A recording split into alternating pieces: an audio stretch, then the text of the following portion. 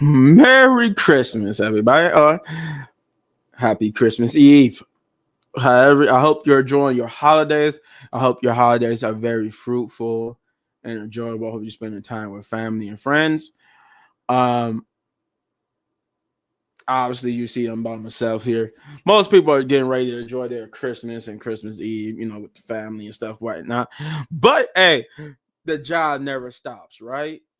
The job never stops. We got a report on what happened on this past Monday Night Raw, and it was a okay holiday thing. Monday Night Raw. I think like the biggest things were like the New Day actually still finally cutting the promo and some the further feud between Damian Priest and Finn Balor. Rhea Ripley and Liv Morgan took a back seat this episode. There was no Rhea Ripley. There was no Liv Morgan. There was a mention of Rhea Ripley, but no mention, but no sight of her. She wasn't on the episode, but Liv was too. And I found a blunder. So anyway, like I said, Merry Christmas or Christmas Eve. But let's get to it. Um, we kick off this Christmas Eve or on the verge of Christmas Eve, Monday Night Raw with Drew McIntyre.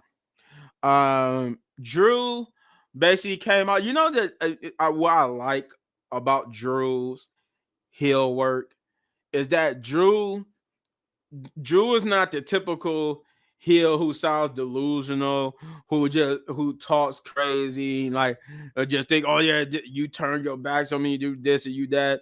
Everybody don't like me, blah blah blah. Conspiracy, like the conspiracy theorist nut or anything like that.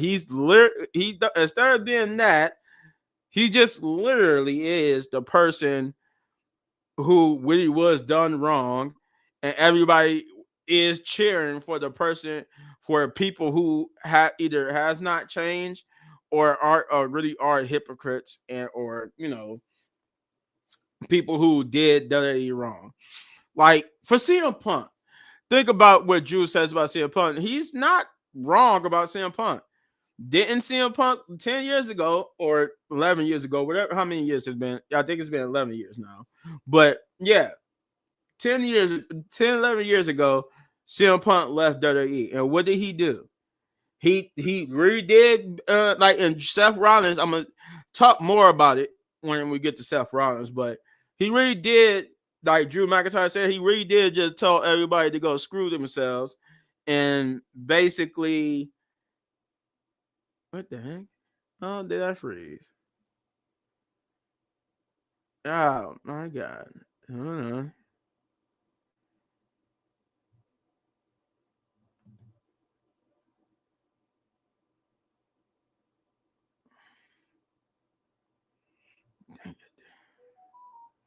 What?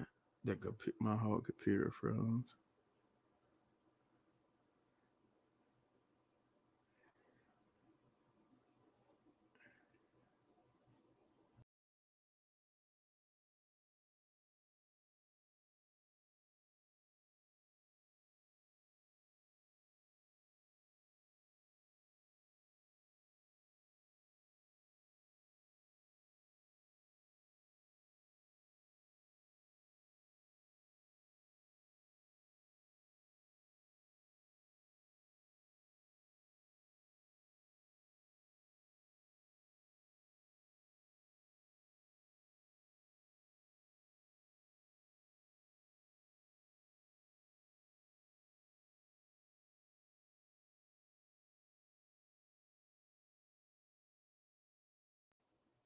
Well, that was embarrassing a little bit.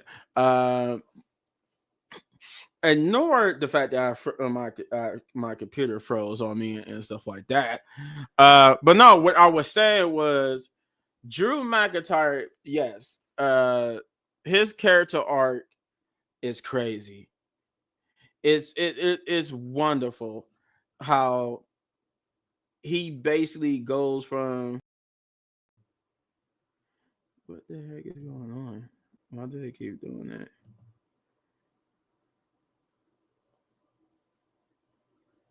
Okay. My computer just like is.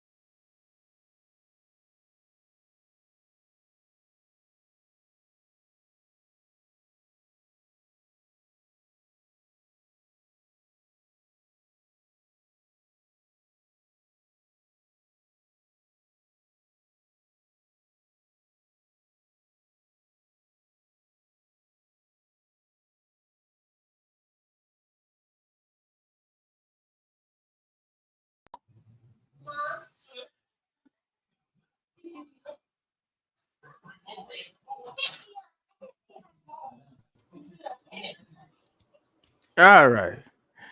I'm sorry about that, people. We're having technical difficulties on my end anyway. Chris, you with me? I guess not. Okay. Uh, but again, sorry for the technical difficulty. I don't know what's going on my end. It's just like I am just having the worst luck in trying to do this video right now. But basically, what I'm trying to get across both times before my computer just blows up on me is that Drew McIntyre's heel work is phenomenal. Uh, and it's like, wow. It's amazing how both CM Punk and Drew McIntyre has a point, right? But anywho, Drew McIntyre basically comes out and that's what he talks about how he I'm trying to remember exactly how you start this off. He basically was saying that after a grueling match, where he basically was on recovering from one of the most hellacious Hell in a Cell matches, he went to Scotland, but he didn't go back home to Scotland because of what people think. He went home to Scotland because he lost a very close family member. And in doing so, he reveals that not one person called and and asked, well, how are you doing? Why how are you doing physically? How are you doing? He said only one person. He said one person. That's how many people asked him. One person. He said you would, and he said he understand that right now people probably of people, the audience, people in the back are probably feeling sad, like, oh man, I didn't know. He said, well, if you cared enough to ask, you would have known. So no, and that's when he got to the whole one person part, and I froze again.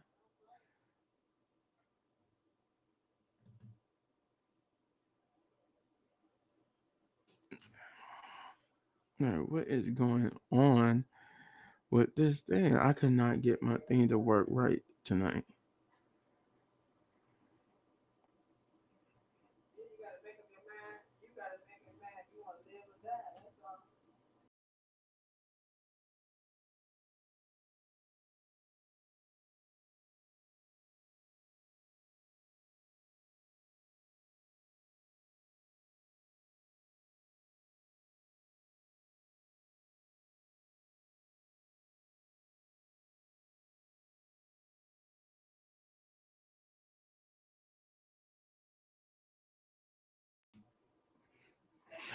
I don't know what's going on my end. My computer just keeps freezing on me. But yeah, so Drew McIntyre basically accused everybody of not caring, everybody forgetting about him, and then how people put CM Punk and Roman Reigns on a pedestal. And I'm like, well, yeah, it kind of does. You kind of do. They kind of do put them on a pedestal. I'm like, I mean, he got a point. He's got a point. Like, has Roman Reigns truly changed? Has CM Punk kind of claims he changed, but had he really changed? I don't know. Like, you have to think about that. That's the stuff you have to think about. Um, yeah, I don't understand.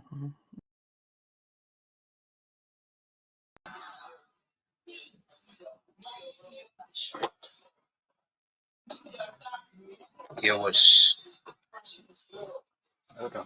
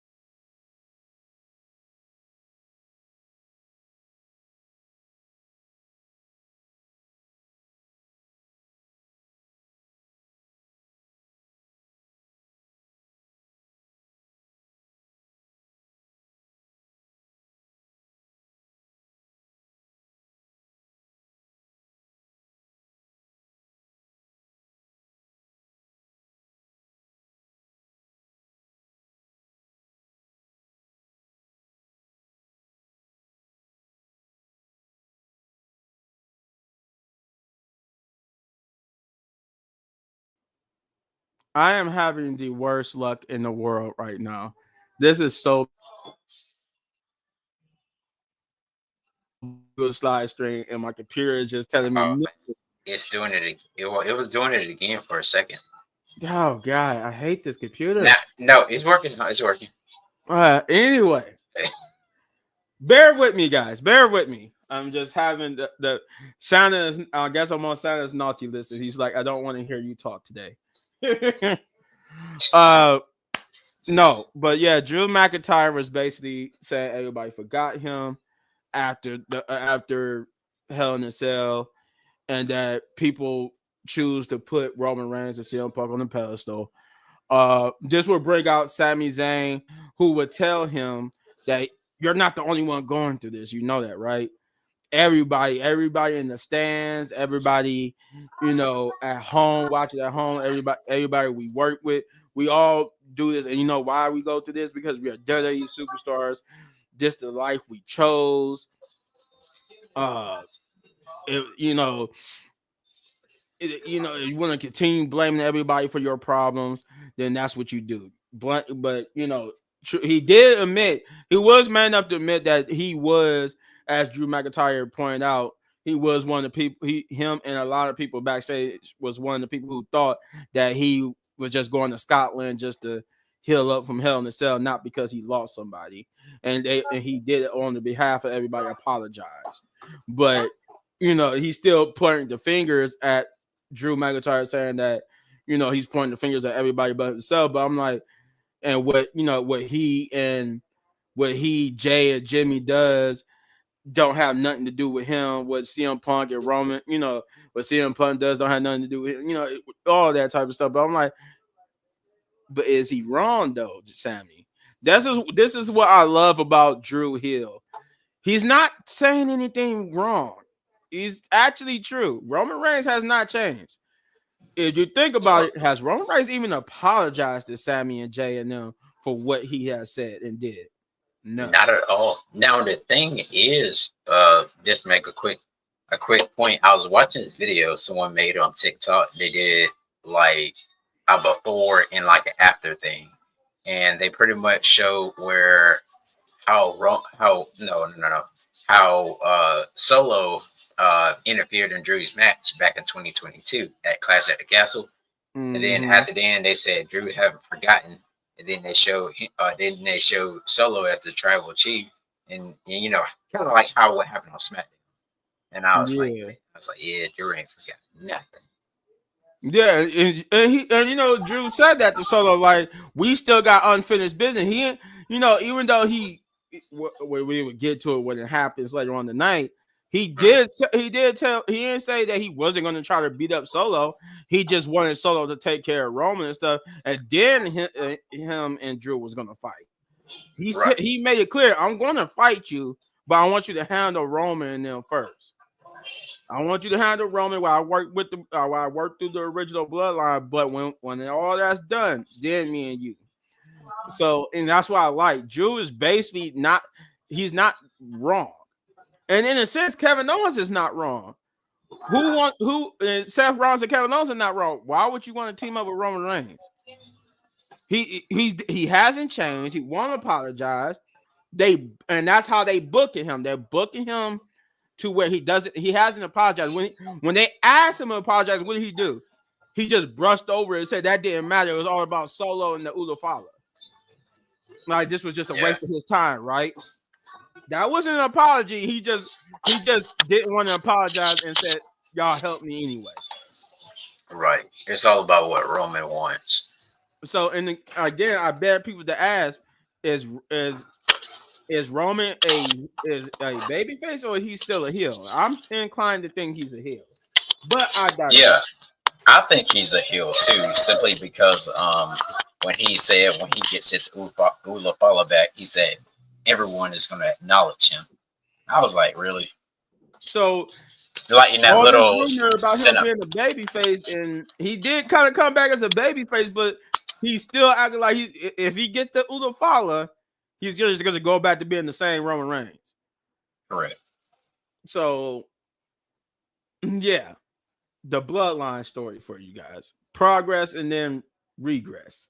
But this would lead to Sami Zayn, like I said, saying all that to Drew, and Drew would then eventually, Sammy would eventually then hit Drew, because Drew admitted that while he believed everything Sammy was saying and was passionate, he said that he knows Sammy is not 100%. Sammy shouldn't want this fight, and instead he should take his wife and kids' hand, who are backstage, and go home and enjoy the holidays. And Sammy admitted maybe that's the right thing to do, but he said he so much just want to hit Drew, and that's what he did. And that started a little brawl with Drew getting the upper hand. He was getting ready to Claymore kick on Sammy, but then Jay would make his return to save Sammy. Yeah, and then that would pretty much be it for that. It would chase Drew off, but we'll find out later on that for the main event, it would be Drew McIntyre versus Sami Zayn. To which, before we get to the main event, at this point of the show, Drew is 9-0 when it comes to him and his matches with Sami Zayn. That's crazy. To be in W the longest they have, and Drew McIntyre has won 9 out of 9 matches with Sami Zayn. That's a crazy statistic. But Chris, what did you think about this whole opening promo? So I thought the promo was actually pretty good. Like you said that Drew isn't wrong at all. I mean, I don't blame him. Like, at first when he was on that warpath, like with CM Punk, I was like, what's going on with Drew? But now as he's returned and he's going after every bloodline member that has cost him every match he's had with Roman. I mean, it's only fair for him to you know get back at him, and eventually I can see him somewhere down the road. Um, going to SmackDown for I think he's going to get traded over to SmackDown, and more than likely, sooner than later, he may be the one to dethrone Cody, possibly. As I've seen a report thing that Cody could, rumor that's going around, you guys, that Cody could be losing his WWE Undisputed Championship next year in 2025. Not sure what month, not sure what pay-per-view or show. Well, Raw or the pay-per-view. No, yeah, he will be on Raw. So yeah. Wait, no, is Cody going to Raw or is SmackDown? Well, the rumor, if Netflix gets their way, the rumor was, remember, that they want Cody, Roman, and CM Punk on Raw. So if Okay, that's the case, then Drew, Gunther, pretty much everybody else that's big name too will be going to SmackDown.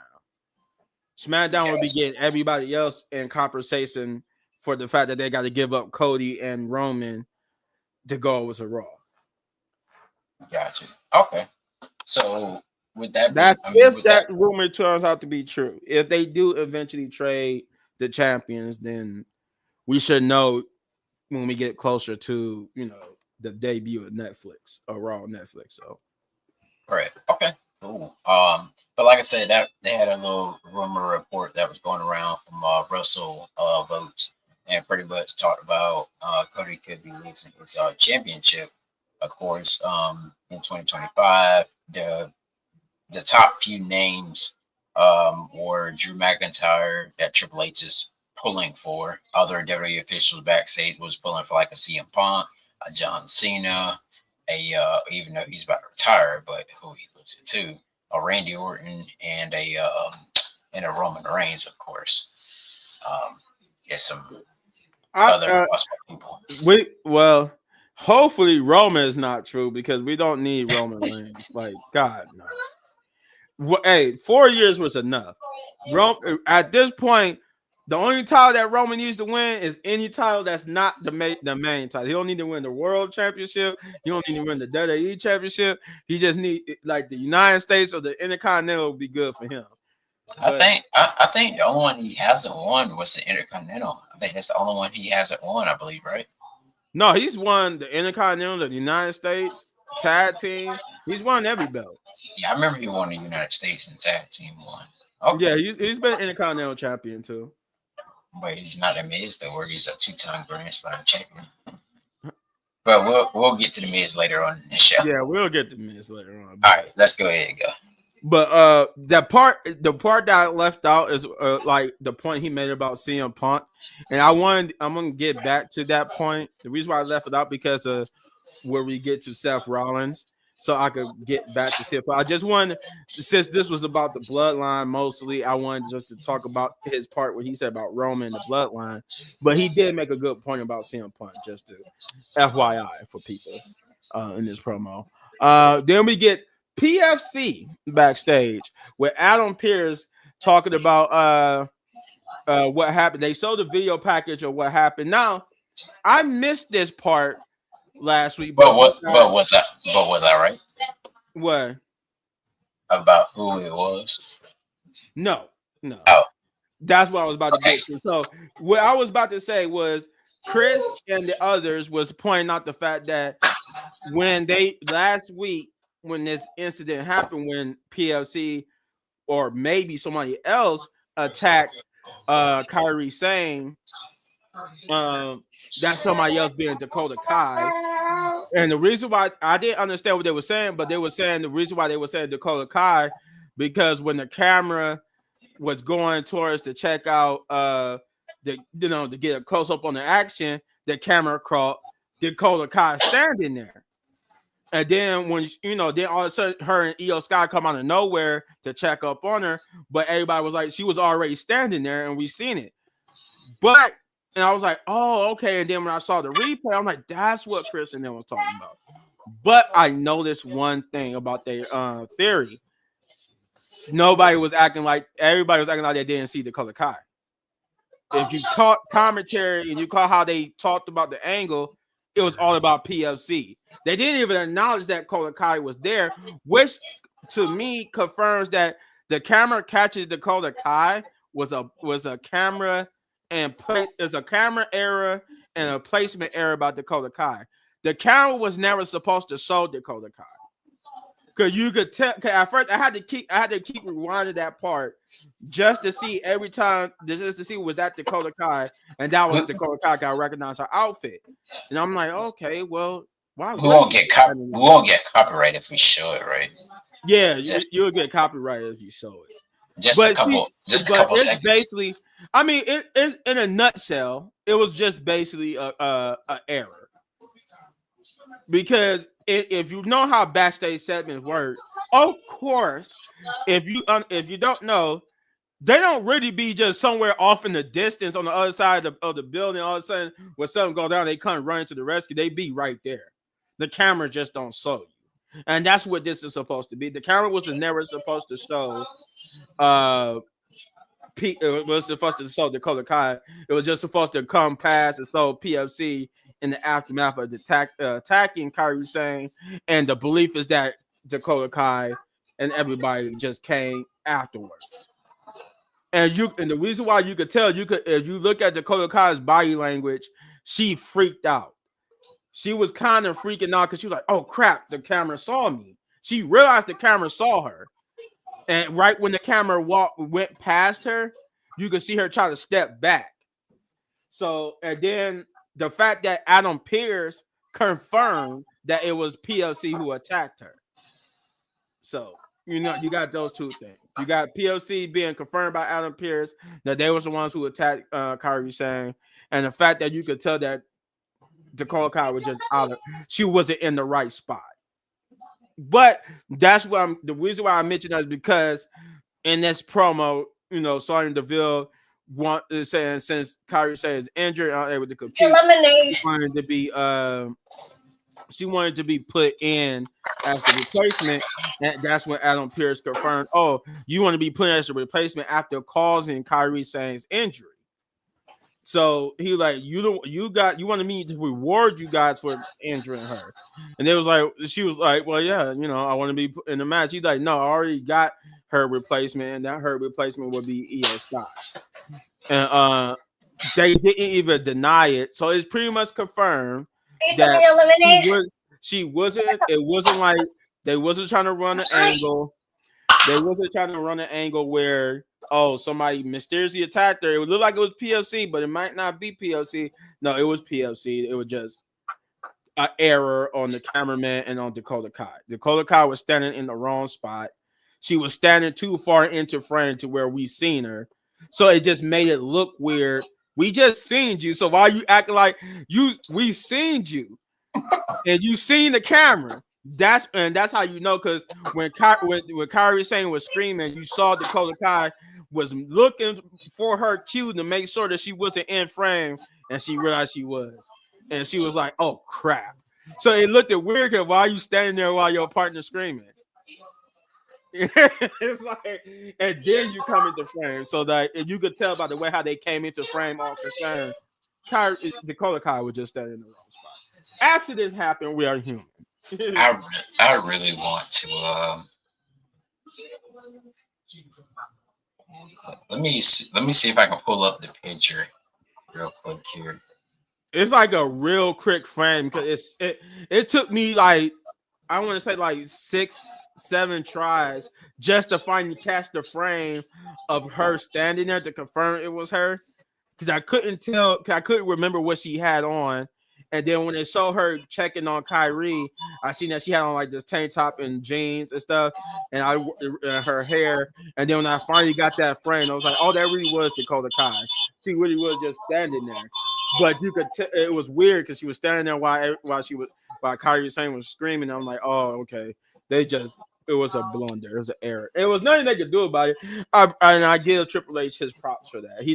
They didn't try to edit it out. Nothing. It was just nothing they could do about it. It was just there. They just like, Here was a Hold on, guys. Let me turn my light thing down. Is that the shot? Yeah, yeah, yeah. That's Dakota Kai. If you guys look on his screen, that's Dakota. Yeah, the other way. That's Dakota Kai. And look how Re- nervous he is. That's the it's a still picture, but what happens after that is when the cameraman gets closer, she turns her head and sees that she was in frame. So she tries to get out of frame so she could get ready for her spot. And you could tell it was just a human mistake. It was an error. I think, like I said, it was an error on both parts. It was an error on Dakota Kai. It was an error on uh the cameraman. I knew my But eyes, but I knew my eyes wasn't playing with me. I knew she did it. yeah, Oh, but no, they because the way how they acted, the reason why I say it was a Dakota Kai because dude. if you look at the way how the commentary and Adam Pearson was acting, they didn't even acknowledge that Dakota Kai was standing there when the camera was going to was getting closer and closer to check on what was the screaming about. They didn't even acknowledge her standing there. So what in the television business, that tells me one thing: that wasn't supposed to happen. We wasn't supposed to see Dakota Kai. That means Yeah, she was standing too close to the action, and the cameraman was not turned enough to uncatch her. He was turned too far where he could catch her and everything that was going on. So but now one thing is like we talked about Adam Pierce and how he said he was gonna give um Io Scott, he's gonna reward Io Scott a match even though she uh, lost or whatever, and put her in a triple threat match with Natalia and who was it? Natalia Abelfire. Fire. Yeah. And we'll talk about that match when we get to it because I got a little bit to say on that. That Also, that is the first match too. That's the match that's about to come up. oh okay, but real quick though, I really feel like um, well, okay, let's go ahead with the match first, then I'll go. Yeah, Yeah. So after Adam Pearce and them and this long explanation on the blunder, the first match of the night is in fact Io Sky versus Natalia versus Alba Fire in the triple threat. The last of the first round tournament for this women's IC championship, and I this is actually I finally really get punch or Thanos for yeah for some of you guys.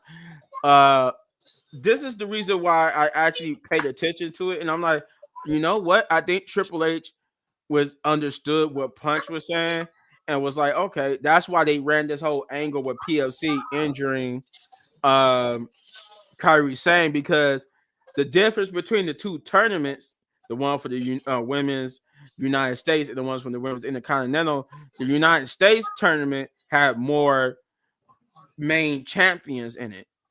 So by putting Io Sky in it, you effectively gives it the same feel as the Women's United States Championship, because now we got an actual former world champion in the tournament.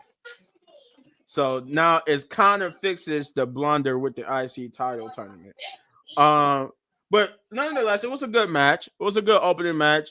Alba Fire did get some time to shine. They the stick it with wrong the person tradition. won. Go ahead. I mean, I don't know. I actually wanted either Alba or EO to win. I didn't really think Natalia needed to win at this point. I think for me, at least in my That personal opinion, that Natalia was in the right that, spot. She needed to be that the person to put EO and Alba over at this point. She's 42 years old. She's oh, almost she's out. 42. Yeah, she's 42. Dang. She's basically almost out the door. Yeah, that's kind of like the same thing like with like to get out topic, but like with Sheamus, this man is like 46 or whatever and still trying to wrestle. Yeah, like women in wrestling don't really wrestle as long as men does. You will Right. see women in wrestling pretty much fade out quicker than men, and then See that they'll come back briefly, like Trish Stratus and Lita. see But that that's what the talks were. Like they said Natalia should have one and then fought like whoever like can put on like a good fight with her or something like that. but they said a lot of people are disagreeing with Io winning. But a lot of No, people are I saying don't. that No, the Titan should have I won. don't. I don't think I she don't should know win why the Alba tournament. Fire was in the match though. I don't think Alba Fire should have been in the tournament. No, she should have because Yeah. the Why thing. not? Because hold Why on, not Shayna? Shayna Blazer. Yeah, Shayna should have been in there too. But that's the other problem with this tournament. Shayna should have been in there as as one in one of the triple threat matches. They should have never had Zelina and Dakota Kai in the same match. Everybody like Zelina, Dakota Kai should have been in different matches. Shayna should have been one of the participants. Um, Natalia definitely should have been in there, but as a person to put somebody over. Alba Fire needs to be in this because she's a mid card talent as at the moment. Yeah, she's kind of like a low card, I would say. Yeah, she did. Is She's she? in the She lows. was one of them people that didn't even win the NXT Women's Championship. I don't think. Did she? Mm-mm. No, no. I know she like. I do know she won the Women's Tag Team Championship in NXT, but I don't think she won the Women's NXT Championship. No, she didn't. But she definitely she was like on the same level as B Fab. If you remember when B Fab had her time to shine, she shined. She She shined. She was the standout in that tournament match. And Alba Fire was kind of the standout here too. She wasn't with Isla Dawn. She actually got to show her prowess as a single competitor again. So that we haven't seen since her early days in NXT. And she's an actual good singles competitor. She's a good wrestler. She just been haven't really been presented as much. Um Io didn't really need to be put over as much because we know Io. Io is over already. Io is Io. But Alba Fire really needed, and that's how they worked the match.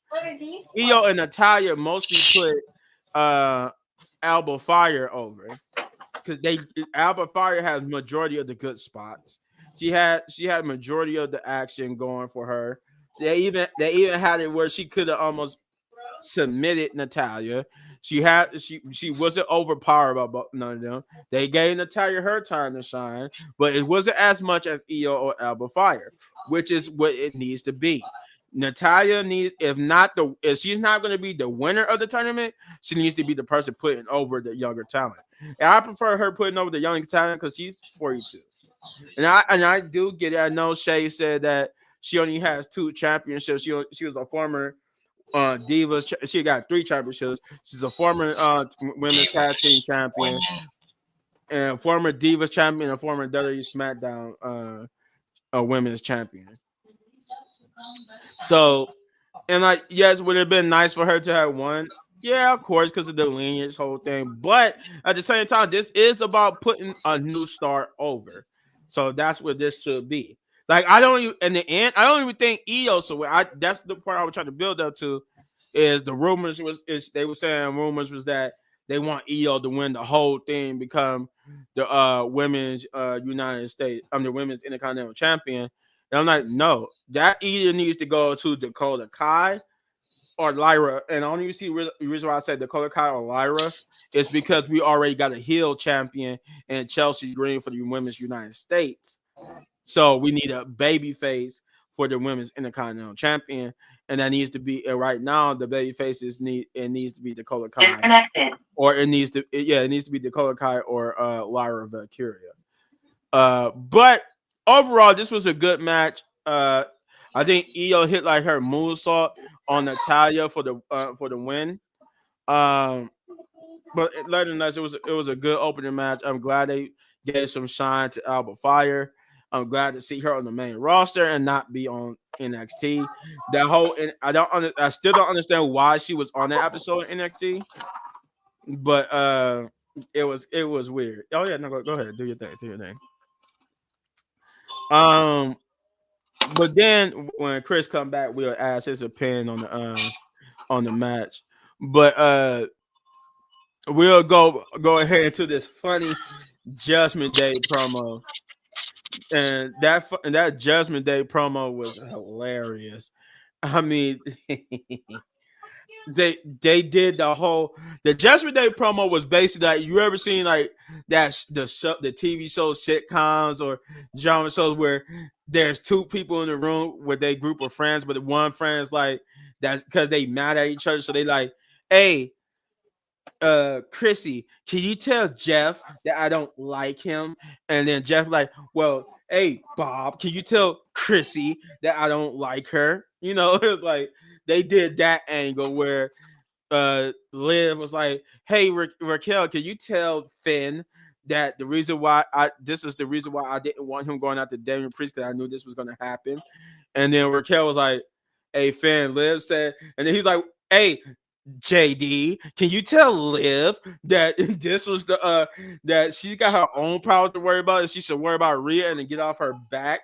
He was like, Liv, Finn said, and she was like, hey Raquel, can you tell Finn that the only reason why I'm on his back is because he lost the tag team titles and now he has no championship at all. Dude, how you And then remember that? and I'm like, oh my god, they really pulled this childish promo, and it worked good because it works for their what they got going on for their story, that they're showing dissension and whatnot. And that's when uh before you could go even further, cause I think somebody mentioned something about Christmas, and that's what I think it was Finn who mentioned something about Christmas, and that's what Dominic Mysterio interjected. So like, look, man, and may I remind you, Dominic is a lucky man. This man got Liv Morgan's oh so gorgeous legs wrapped around him, just that like that was just like, oh my god, ah. And then he had Raquel I just see you Rodriguez that in above, real life. like, and Raquel Rodriguez is above him. And I'm just like, this man is reading Latino heat. But no, he interjected himself and said that You know, that till this day, I really feel like he's Eddie's son.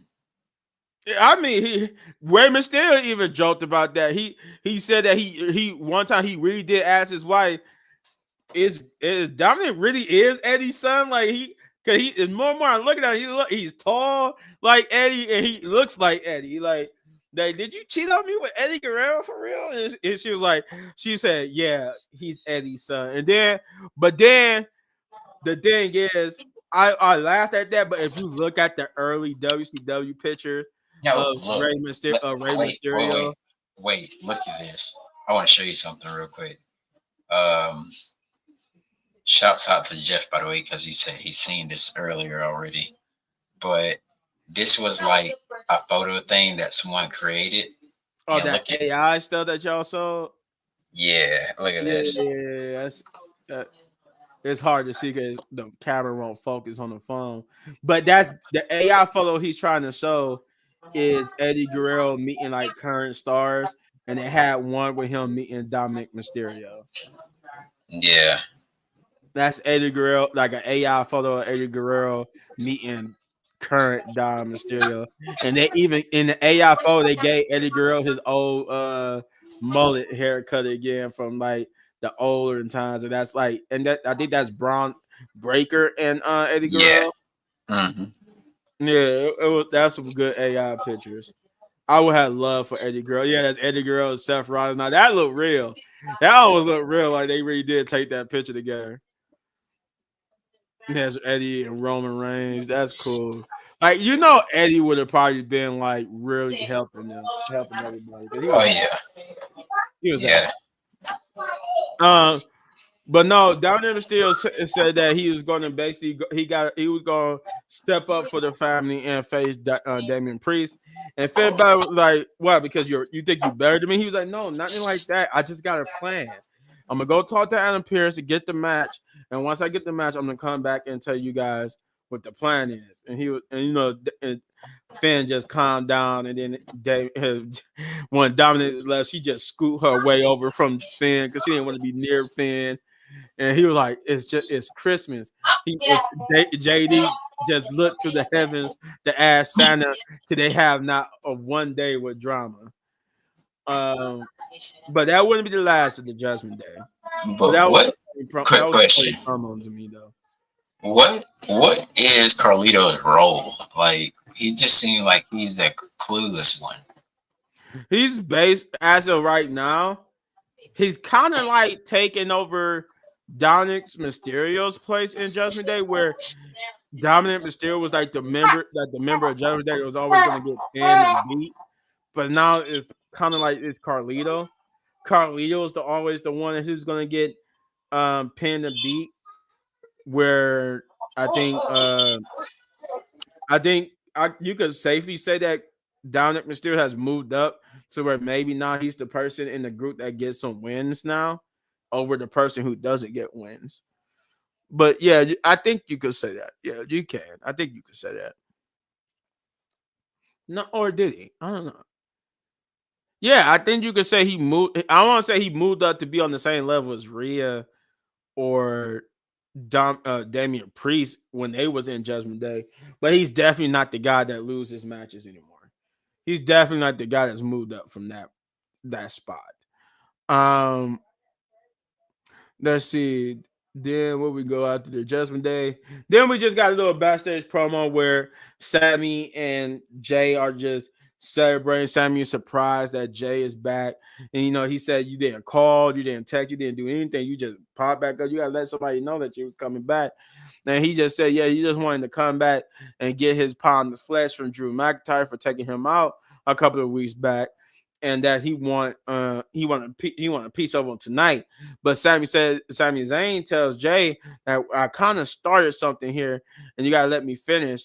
He's like, you sure, man? Because you're not 100%, and stuff like that. You shouldn't be going out there. He's like, yeah, no, I know I'm not 100%, but yeah, I kind of started this. I need to finish it. And he was like, okay, fine. You could go out there and you finish it, but if you don't finish it, then I get next, right? And he was like, yeah, if I don't finish it, you got the green light to be the next one to feud with or to go after Drew McIntyre. And then they dapped up and let Sami Zayn get ready for his match. I think this was where we'll find out that it was the main event too. I think that's where we were told that the main event would be Drew McIntyre versus Sami Zayn. And for a good reason. It's for a good reason too. Then we get the second match of the night, which is Chad Gable versus Akira Tozawa. And this was a okay match. The better part of it was when after the match ended and what finally we're getting to. But no, yeah, Chad Gable pretty much had dominated majority of this match. I mean, of course, as I thought he was. I thought they was gonna get a little spots to Akira Tozawa, and that's basically what they did. Akira Tozawa basically he had his spots, he had his moments where he kept he got the offense in or whatnot, but it was mostly Chad Gable. And Chad Gable will basically end the bout with putting Akira Tozawa in the ankle lock and then causing him to tap out and submit. But then he wouldn't release the hold, which, by the way, gives Chad Gable the victory, and Chad Gable is your winner in the match. But because he wasn't released the hold, Otis had to get in the ring and pull Chad Gable off of Tozawa. He would berate Chad Gable for what he just did to Tozawa and throw him across the ring. Thus, the Creed brothers would get in the ring to stand in front of, or at least in between / in front of Chad Gable. And Chad Gable like warned him about being stupid or whatever. But then you saw Otis get like ready to pump up and get ready to attack. But then it was like, you know what? No, we're gonna get you when we're ready to. And then I think it will be confirmed later on that we will get Otis versus Chad next week on Monday Night Raw. Which, if I'm correct, the next week's Monday Night Raw is the final Monday Night Raw. It Before is. next, Yeah. before The next. 30th. Yep. The 30th. That's the last. This is the last two. This episode and next week's episode is the last 2 hour Monday Night Raws. If it's to be believed that it's going back to 3 hours, then this is effectively the last two Monday Night Raws with 2 hours. So, with 2 hours. And we got a special guest, little big man. Hey. But before we go any further, because I know Chris has some stuff to take care of. I did wanted you to real quickly touch on because you said you wanted to touch on that Alba Fire, Io Sky and Natalia match. So Y- Yeah, go so ahead. pretty much with that match there, it was hard to say who I wanted to win, but after hearing all the gossip about it should have been Natalia or some about it should have been Natalia, then it's like I was like, dang, I was like, why didn't Natalia didn't win? But then again, now I really do wonder what's gonna happen with EO Sky with Pure Fusion Collective. You know, just so they can keep everybody believing that Pure Fusion Collective is the one that attacked EO Sky and try to have EO Sky get attacked by one of the members of Pure Fusion Collective when they do the semifinals. Is it next week on Raw? Yeah, next week's Raw will be both semifinals matches. Both matches will take place on next week's Raw. I think the finals is going to be one of the matches for the Netflix Raw. So Gotcha, they're both because they at the end of the show they promoted that it will be Dakota Kai versus Zoe Stark, and then Io Sky versus Lyra Valkyria on next week's Raw. gotcha. Okay, so just more than likely, I hope they don't do it, but I feel like they're gonna, still try to cook the thing up like Pure Fusion Collective want to attack Kyrie Sane and whatnot, and then just try to get everybody thoughts that way. And then outcomes, to be the Dakota Kai, like I said, it's gonna be that actually did it. Um, if my guess is correct, the only thing I can see happening next week, at least as the way how this episode went, especially with the fact that Sonya Deville again didn't get her way, I think Io is the next one to get attacked. Because you got to remember when Sonya did get her way, she attacked Kyrie Sane and wanted to be put in her, or at least that's what they're saying. That's what Adam Pearce is saying and everything. So if that's the case, she attacked Kyrie Sane to get in the match, and Adam Pearce still denied her into the match. So it's just like, hey, get in the match. They're probably going to screw Io, and that's how Lara is going to beat Io. And that Right. way, instead of then then it's either going to be if they go that Another route, that means another attack backstage on screen. yeah, either attack her backstage or just come out and distract her or do something where the referee's not looking, and Lyra don't have no clue what's going on, and she just take advantage of it and pins or hit her finisher and pins Io Sky, and then you got Dakota Kai. Either she wins or they screw her too, so Zoe could go on to the finals. Because I think if they do screw both Io Sky and Dakota Kai, then Wait, if who that who happens, who? Lyra would then win. She's winning the tournament if that happens. So who's on the other side again? On the other tournament, It's like Dakota Kai and Zoe Stark. Dakota Kai and Zoe Stark. Okay. So that's why I'm saying it's a possibility that both Dakota Kai and Io get screwed because I they both beefing with Pure Future Collective. That's if we're still if they are saying this is the story. Pure Future Collective attacked Kyrie. Sonya's not happy that she didn't get into the match, so they're going to attack Dakota Kai and Io Sky screw them out so that Zoe could get her opportunity, and then it's going to be Zoe and Lyra, and I think Lyra is going to beat Zoe to become the first ever women's Intercontinental Champion. can see that for sure. That's if they now as Dakota Kai don't get screwed and she makes it to the final to go up against Lyra. And then I can see because they're not gonna it's not gonna be Dakota Kai versus Io Sky. They're not about to have them two fight each other. So somebody's gonna get screwed here. Yeah. Now And and it's now more and unless it's more and then or the it's third gotta be option it's gotta be EO that's gonna get attacked by Pure Fusion Collective. I can see that for sure. Right And now, I'm glad that in when is the Raw for next week? When does that one take?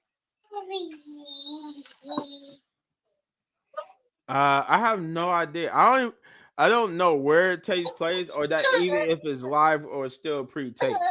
I'm gonna assume that it's still pre-taped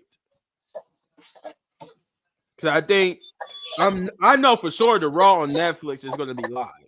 That I do know for sure, but I don't know for sure if next week's Raw is live or not. Juju. Gotcha. Okay. But and I forgot what they said it was gonna be I'm after gonna get next her week. baby bag first, and then I'm gonna well grab me her bottle off her And now you go trying to ahead, man. remember. No, I was trying to remember what I was going to Uh say now. Oh, no, I if need or her then if bottle. we do That bottle Chris's gotta be idea. full. Now let's say Io Sky did. I mean, did Kyrie Sane did get attacked by Dakota Kai. Her baby bag is in the living room. That's the only She'll be way on the that Io Sky and Dakota Kai will fight each other in the tournament if it's revealed that Io Sky, I mean that Kyrie Sane was attacked by Dakota Kai. But if they do not go that route of revealing that it was Dakota Kai who attacked her, then we're gonna get uh what you call it. We're gonna get either Dakota Kai versus Lyra. If we get Dakota Kai versus Lyra, Dakota Kai wins, or if Peer Future Collective, screws both of them, and Zoe gets to the final versus Lyra, then it's Lyra beating Zoe to become the first ever women's Intercontinental Champion. That's how I think it's going to go. But right, it right, depends on. because Lyra's definitely winning. I can see. Yeah, now we just talked about what Is your happened baby yesterday. We bottle? don't know what's going to happen No, next week. a regular But if bottle. if it goes the way I You want think it's more? going You to got go more next cup? week, then that's how things are going to go for the Raw Netflix. Yeah. Could you? Um. Okay. All right. Uh, Then what I think you then I think I just need to get your I got the opinion first one on open that big bottle. I gotta put it in this one. Chad Gable Be versus right back, Akira little bit, man. Tozawa. Oh, go ahead. Hold on one second. All right. Uh, while we wait on Chris to come back, we're gonna go on to the first New Day backstage promo where they were just backstage talking about how everybody's acting like they attacked Big E. No one can even give them a full explanation of what they did wrong. Like nobody could explain, nobody could come up to them and give them an actual explanation on what they did wrong. And then you hear Dominic Mysterio coming on doing the New Day Ross clap going, and he like, look, yeah, it's Dominic Mysterio. Is anybody can understand understand what we're going through is Dominic Mysterio. And Dominic was like, well, you know what? I didn't like Big E either. But what y'all did to Big E, what y'all two did to Big E was messed up. And then they looked at him and he said and I think Xavier called him a Tom Selleck. I think he said that look like a broke ass Tom Selleck something like that. And Dominic Mysterio was like, Tom said it, wish he could beat me, and then just walked away with that that cheese mo, that Eddie Guerrero lie, cheating, steal swagger. I like that. And that's when we will get to the third match of the night, which is Damian Priest versus Dominic Mysterio. And this will be the start of the matches that ends with DQ finish. Because this match didn't really go on too long. It was I think this was like a good solid 5-6 minute matches when you include the entrances.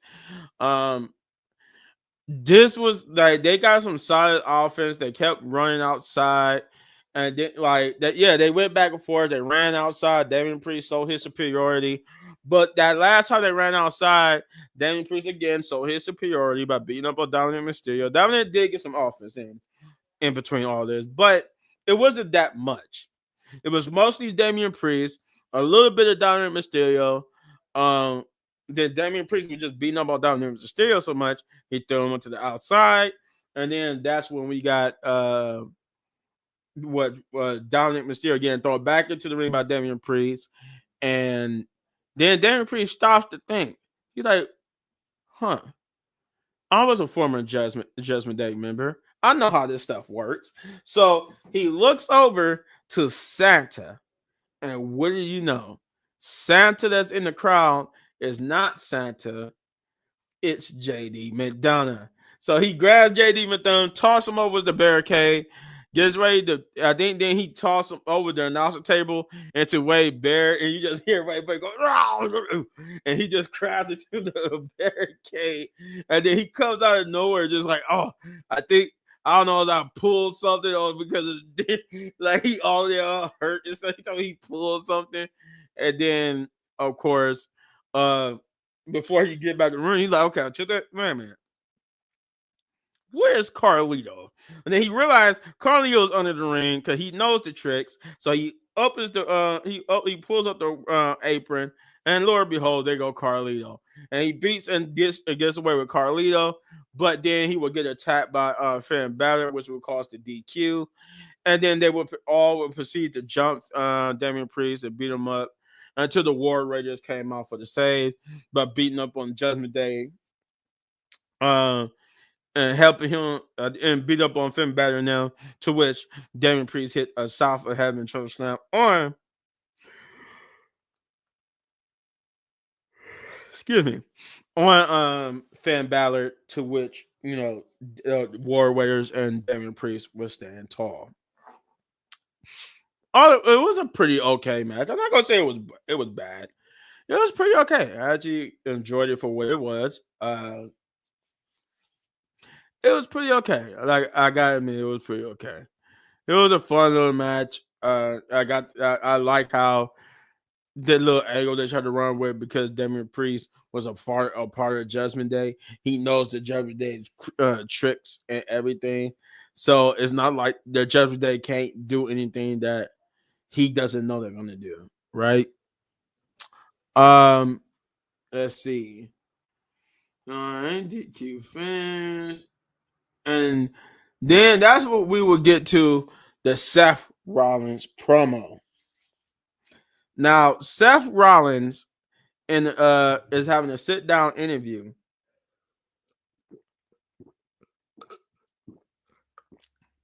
Excuse me, my mouth was getting dry. He's had a sit down interview with Kathy Kelly. I think that was Kathy Kelly, right? About CM Punk, and she would tell me, like, we got to sit here because it's like the same type of interview as before. And she wants Seth Rollins perspective. She said, we heard you talk about it before, but she wants his perspective on why he has this deep-seated hatred and rivalry with CM Punk, to the point where he refers to it as like almost like a cancer that he needs cut out. And he says that the reason why he said he tried to explain this before, why he doesn't like CM Punk. And he said, I don't want to make it seem like I'm saying it's like talking into the wind, but he says that CM Punk basically harking back to what he said for real. He said, and what CM Punk really did, which brings me to why I said earlier that both Seth Rollins, Kevin Owens, and Drew McIntyre does have points about the people they don't like. CM Punk, if you guys remember, no matter how much we praise CM Punk, how much we cheer CM Punk, are we really supposed to be cheering CM Punk? Like, if you really think about it, like, Seth Rollins, just like Drew McIntyre, did not tell no lies.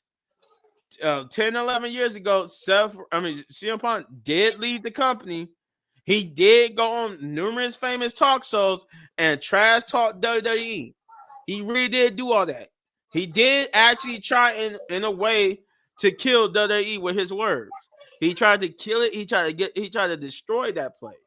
He really did. Like Seth Rollins is not lying. Like Drew McIntyre wasn't lying. He really did. The only difference between Roman and CM Punk has acted like he at least changed. So far, we don't see a fake CM Punk or CM Punk that hasn't changed. He's for more or less. He changed. So okay, so that's the difference. But in a sense, that's the only difference. CM Punk didn't has not really apologized. I mean, well, he kind of did give an apology to the fans in Cleveland because that was the show he walked out on that he was supposed to be a part of when he left the company 10, 11 years ago. They was here in Ohio and he was supposed to make an appearance here, but he just basically left the company. And that's why, ironically, when he came back to the company, that next pay-per-view, the next Monday Night Raw after he came back was in Cleveland. So it was poetic that he finally got to actually make that appearance here in Cleveland, even though it was 10 years later. Right. But Seth Rollins was right. He did leave the company. He did bash the company, and he did basically make it seem like WWE needed him, and that not him needing WWE. And Seth Rollins said that's what gnaws at him. That hypocrisy that that he stood by, that WWE needs him, that he doesn't need them. And then when everything went to hell for him, no more AEW, burned most of his bridges, whatever you want to call it. What did he do? He needed WWE, so he came running back to WWE. WWE was definitely going to take CM Punk because it's CM Punk. CM Punk comes asking you to come back. You're going to hear CM Punk out, and you're going to do like what Triple H did. Well, okay, we'll take you back, but you're going to have to sign this. You're going to have to sign that. There's going to have to be some type of agreement that you ain't going to be causing no backstage drama like you just did over in AEW. So therefore, yes, Seth Rollins like CM Punk had a point. Like, why are we cheering for CM Punk if CM Punk was like, I don't know, disrespecting the fans? He didn't just disrespect the company, he disrespected us fans. He did. He said he disrespected us fans and said that if we supported WWE, that we wasn't no better than them.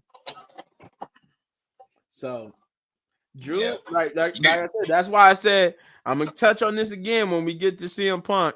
I mean, get to Seth Rollins talking about CM Punk because it's relevant to what Drew McIntyre was saying. Somehow these guys come in and snap their fingers, and all of a sudden we forget about their past transgressions. We forget that it was Seth Rollins, especially Roman. right? Like we're just gonna forget that Seth Rollins and Drew McIntyre and the others had to put the company on their back when there was no more John Cena. CM Punk was gone. You know, the other people did put the company on their back to keep it afloat, to keep it from going down under because of CM Punk's promos.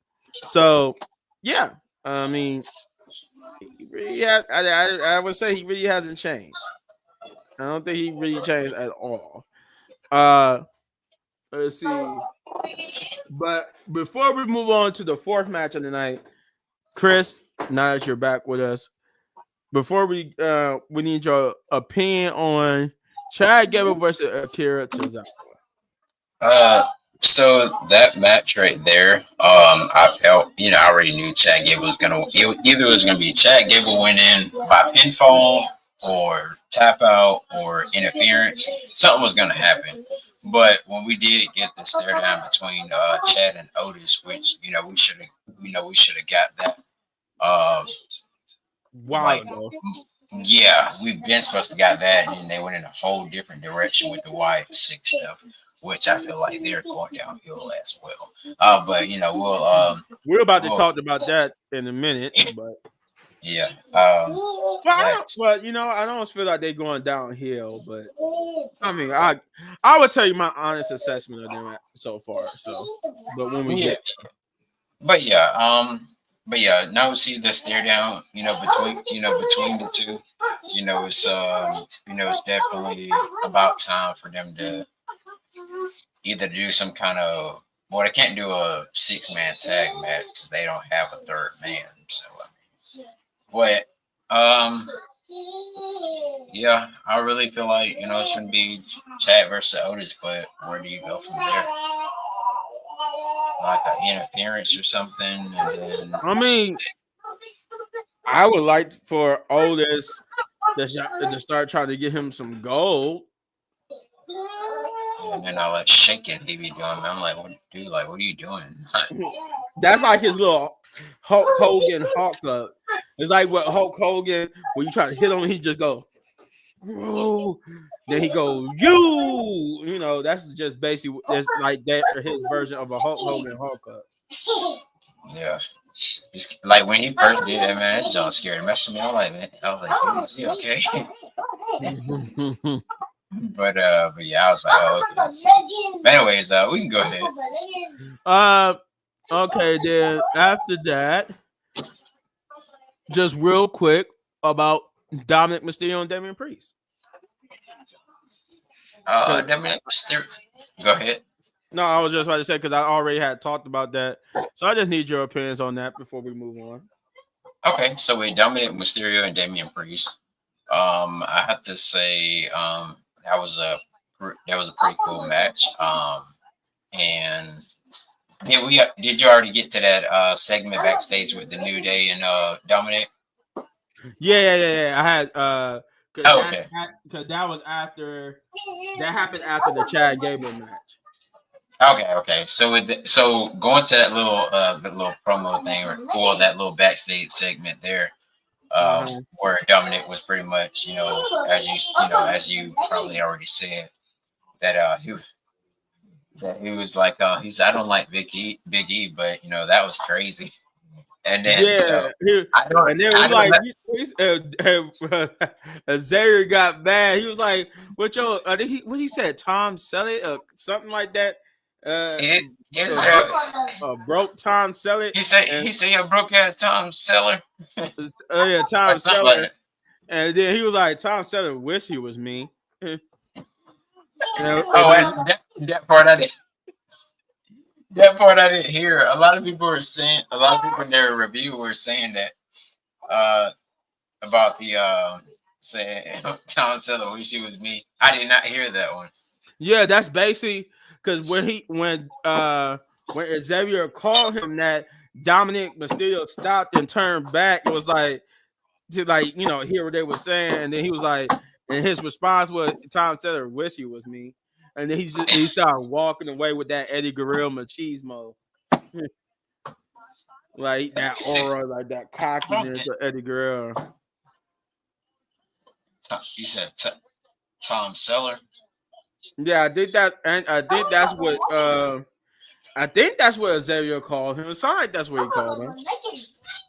Yeah. What that one thing Archer was talking about, like Tom and Nick or something.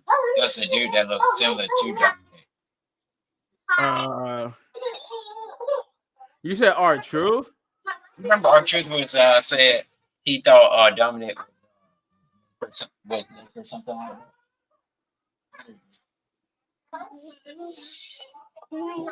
You said Dominic Mysterio thought he was who? Remember, Dominic used to call, like when R-Truth used to say Tom and Nick or something like that, and there was a guy that kind of looked like Dominic. Let me see. No, he was talking about Dominic Mysterio. He was just being retarded. Sorry, he was just being R-Truth. Like he was called because he wouldn't call Dominic Mysterio. It was Dominic Mysterio, and he thought he said Tom and Nick. And he was like, no, it's Dominic. That's his full name. Oh, okay. He was calling it Dominic Mysterio, Tom and Nick. Instead of saying Dominic, he was See saying Dominic. that's who I thought he was talking about, the guy on this side here. Oh no. He was just messing. It was just a funny way of messing Oh, up Dominic Mysterio's name. oh, okay. Cause every time he did that, Dominic Mysterio was like Dominic. He just kept trying to say Dominic. Where's you? Who is Dominic? He's like, and when he said Dominic, he was talking about Dominic. And then it just because he kept saying it so much, then he just started referring to Tom and Nick as somebody else. He was like, but don't So, tell Dominic though. oh, okay, gotcha. I didn't even But cut it was on to that. it I'm just late. started out as him messing up Dominic Mysterio's name. That's all. Gotcha. But overall, with the match, as fast forward going a little bit up, the match with Damian Priest and Dominic Mysterio, I thought Finn Balor was going to interfere, but it was actually pretty cool how JD McDonough thought he was JD McSanta. He thought he was he thought he was Santa Claus for a minute, but Damian Priest already knew. Yeah. they're He fun. my They're boy funny. Damian Priest was like, hold up. And he was like, JD? And then he just grabbed JD. JD was like, no. And But then, you know the craziest part though, I burst out laughing was when he looked under the ring and Carlito. I think he was eating an apple. right, he was eating the apple to get it ready. And then Cardi was like, what? And then he was like, get your from under there too. But of course, that And would then lead you to heard, the and then you heard Jesse Tessitore. He was pretty much saying typical Judgment Day stuff. But yeah, it was that one was funny. I also like the part. I know I mentioned it already to the audience that when he threw Jimmy Dunner into Ray Bear and Ray Bear just let out this weird. He was like, ah! And then he tried to get back on the bike. Said, "I don't know, it's like scream my something, but or if it was just me getting something knocked out of me, he was just trying to say he was hurt over there." He barely touched him. Like it's like if you went back and watched it when he threw when he when he threw JD McDonough over there by Wade Barrett. Wade Barrett caused his own accident because he was trying to move out the way so much his chair flipped on him. I was like, oh my god. Because he was already, if you catch it, he was already in motion of falling off in the chair while JD was still rolling on the table. So, Oh like, if wow. anything, like the only thing that could have caught Wade Barrett was JD's foot. So I'm just like, oh god, that was, Dang. And but and then and it then was still but funny then, though. then when Finn came in, I was like, oh shoot, here gonna beat down. But then again, Yep, I was like, Raiders might come out because Damian Priest helped them last week. And so next thing, I mean, War Raiders. Excuse me, War I keep Raiders, calling them War Viking Raiders. Raiders. Yeah. They War Raiders. No, now instead of dressing like Vikings, they dress like a biker gang now. The Lost MC, if for my Granddad Follow fans. But yeah, that right there was it was real interesting when the War Raiders came out.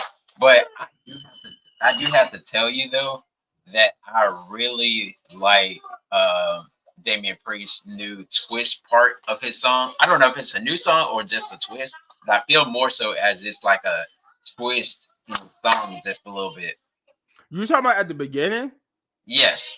Yeah. They gave it's basically the same song. They just added a guitar solo to it at the beginning. Like Okay. it still go. It's like once it gets to playing, it still plays like how it regularly goes.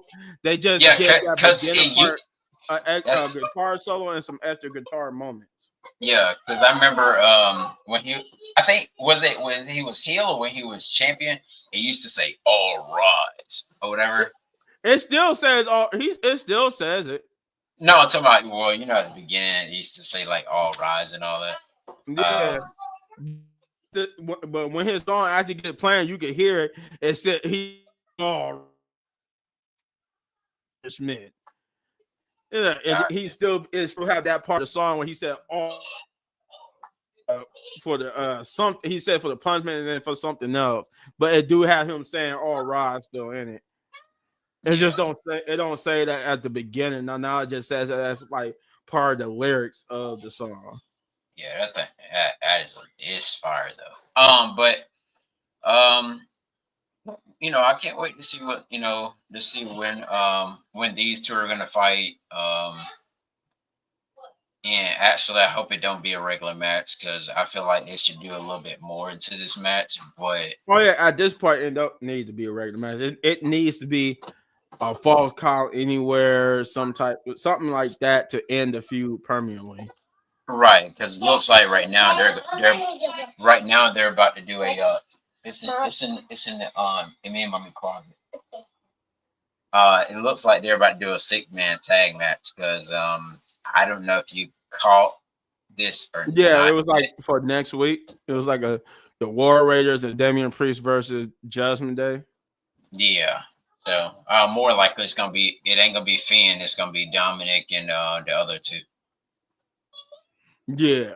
I think they're gonna try to for some reason I don't know why WWE keeps saving Finn. This man Well, don't because fight they him did say they was as going to give usual. him a push. They did say they was going to give him a push. Yeah, the reports that we're getting. It's a lot of wrestling movies I've seen today too on a Christmas Eve. Merry Christmas Eve, by the way, I to you mean, guys as it, well. it's a lot. It's, they at home. Everybody's at home like we are. During the holidays. So it's a lot of stuff that's being predicted about the upcoming what you call it. That's just and yeah. So yeah, we can go ahead and go to the next part of the show. All right, so getting back on track now that we got Chris caught up. After the Seth Rollins promo, we get to the fourth match of the night, which is another match that would end the same way as the Damian Priest and Finn Balor. It's the Miz versus Dexter Lumis. Uh, and I like for the most part, except for some a couple of new moves. This is pretty much still Dexter Lumis. He still wrestles like Dexter Lumis. He just talks now. now he talks, which is weird because I always wonder what Dexter Lumis would sound like when he talked, and it was only two things that ran through my mind: either he was gonna have a higher pitched voice, or he was gonna have a lower pitched voice. And it turns out he had a lower pitched voice. I'm like, oh, okay. All right. Yeah, I think I heard his voice actually when he was in well, they called it like a couple years ago. They called it Impact Wrestling, and he was Samuel Shaw, and Oh, okay. yeah, and he actually had spoken to Mike. He's wearing like this uh, what you call those the real tight like muscle looking like shirts. He was wearing Uh, one of those and some pants, and he used to have the it, microphone. you're not talking you talking about the shirt that you're not talking about like the white beaters with no sleeves, right? You No, no, talking about no. you talking about like an actual tight shirt? I'm about to show you. Let's see. Because I think I know what you're talking about. Just can't Samuel remember the Shaw. name.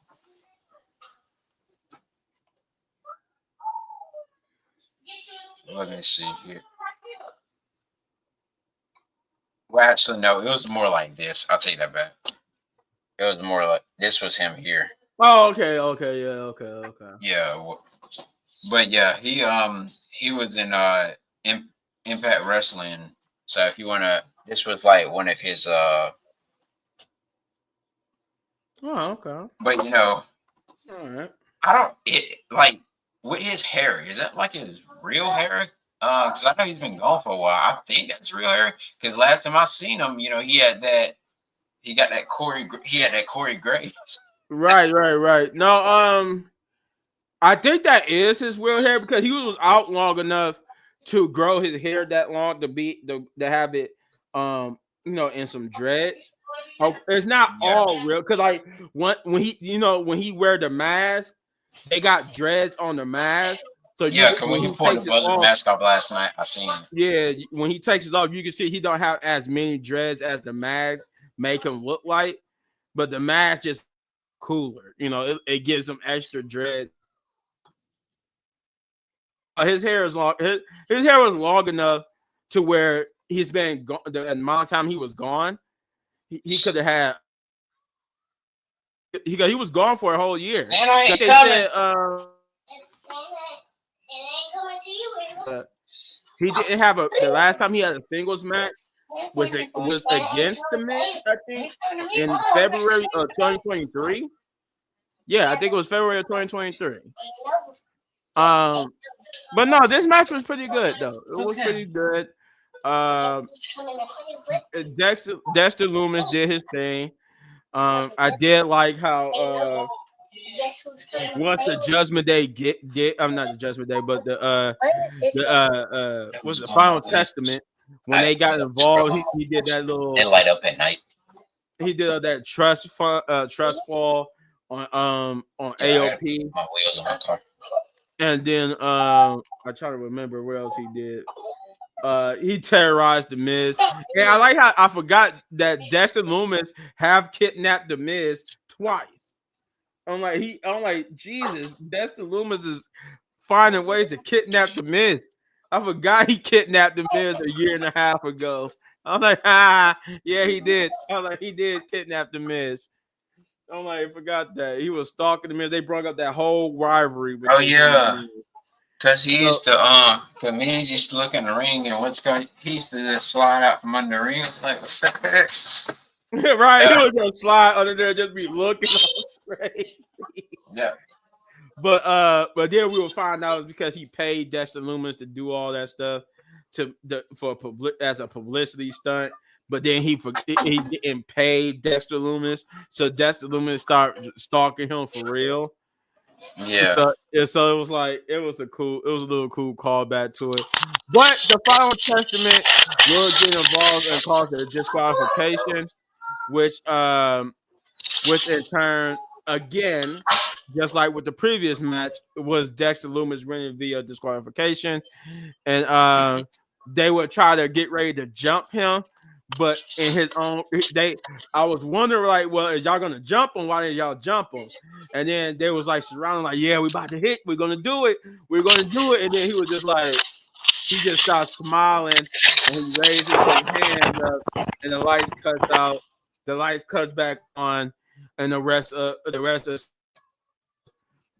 Wyatt Six minus Uncle Howdy was there to save Dexter Loomis and but run the Final Testament off. but now the thing is shouts out to one YouTuber you guys that's oh a little bit man you were okay you were froze for a second. No, no, no, But no, no, I'm good, I'm shout good. out to one wrestling YouTuber that's named Wrestling Days. He's pretty cool about pointing out different things, and I would have to say he pointed out that it looks like when it said I opened the door before Oh yeah, oh yeah, yeah, yeah. Okay, I yeah seen that that was part. then there was like a lot of speculation is leading up to that looks like Alexa Bliss is returning. Also, Uncle Howdy looks like he's working on bringing more members into the Wyatt Six. Now, since we're on the Wyatt Six, it I seen a thing today, and the guy had like some good points. It was on TikTok. I'm not sure what his TikTok name is, but he brought up a lot of points of saying how the you know how the how the how the White Six are pretty much not as how Bray would vision them to actually be. Um, but I'm gonna send it to you a little bit, man, a little bit later on after this stream, so you can check it out and give me your thoughts. I think I sent it to you on TikTok earlier. Yeah, Um, I haven't got a chance to look at it, but it did say that you messaged me on TikTok. I think I believe I sent it to you though. But yeah, he has some very interesting stuff to actually say, and I'm kind of definitely following with it. Let me see if I sent you that video. Yes, I did. It's the third video from the bottom. You'll see Okay. a guy with a red Johnson shirt. He's talking about it. So when you get off the stream, check it out and then let me know. Okay. Yeah. Yeah. Yeah. You did send me that. Okay. But I don't know. I would say this. This is what we asked for. Now we can't get mad looking for the wire six if Triple H is giving us what we asked for. We did say, excuse me, we did say that we didn't want wire six in those significant like championship matches, right? But we wanted them in meaningful feuds. Well, this is what we're getting. Because the only thing you could do with the Y6 is either book them in a meaningful championship bout or you book them in a meaningful feud. So it's either or. We gotta let it cook somewhere, right? So I'm like, at this point, I think the Y6 are where they need to be. It's just the booking with the feud. The feud is not bad. The feud between Y6 and the Final Testament is not bad. Actually, it got promise and it got potential. It just needs to be booked just a little bit better. Just a little bit. Now, that's my take on it, though. I've been seeing the Facebook and the Twitters and all that about how nobody's liking with the Y6 with the booking with the Y6. But I'm like, this is what we asked for. We asked for a Y6 that shouldn't be booked around the major championships. Or they shouldn't be booked as supernatural elements. They shouldn't be booked as around the championship. They just need to have for right now meaningful feuds with people who are doing wrong. And that's where we're getting. We're getting a feud with the Final Testament and the Miz because the Miz had done wrong things to the Wyatt family. He tricked Bo Dallas and Curtis Axel, so they're going after the Miz. The Final Testament because because they getting involved in it. So it's like we're getting what we're asking for. We're just not liking the way it's been. Whoa. Hey, real quick, I'm sorry to get off topic, but so Charlie Dempsey, which is William Regal's son, has that Heritage Cup thing, right? Yeah.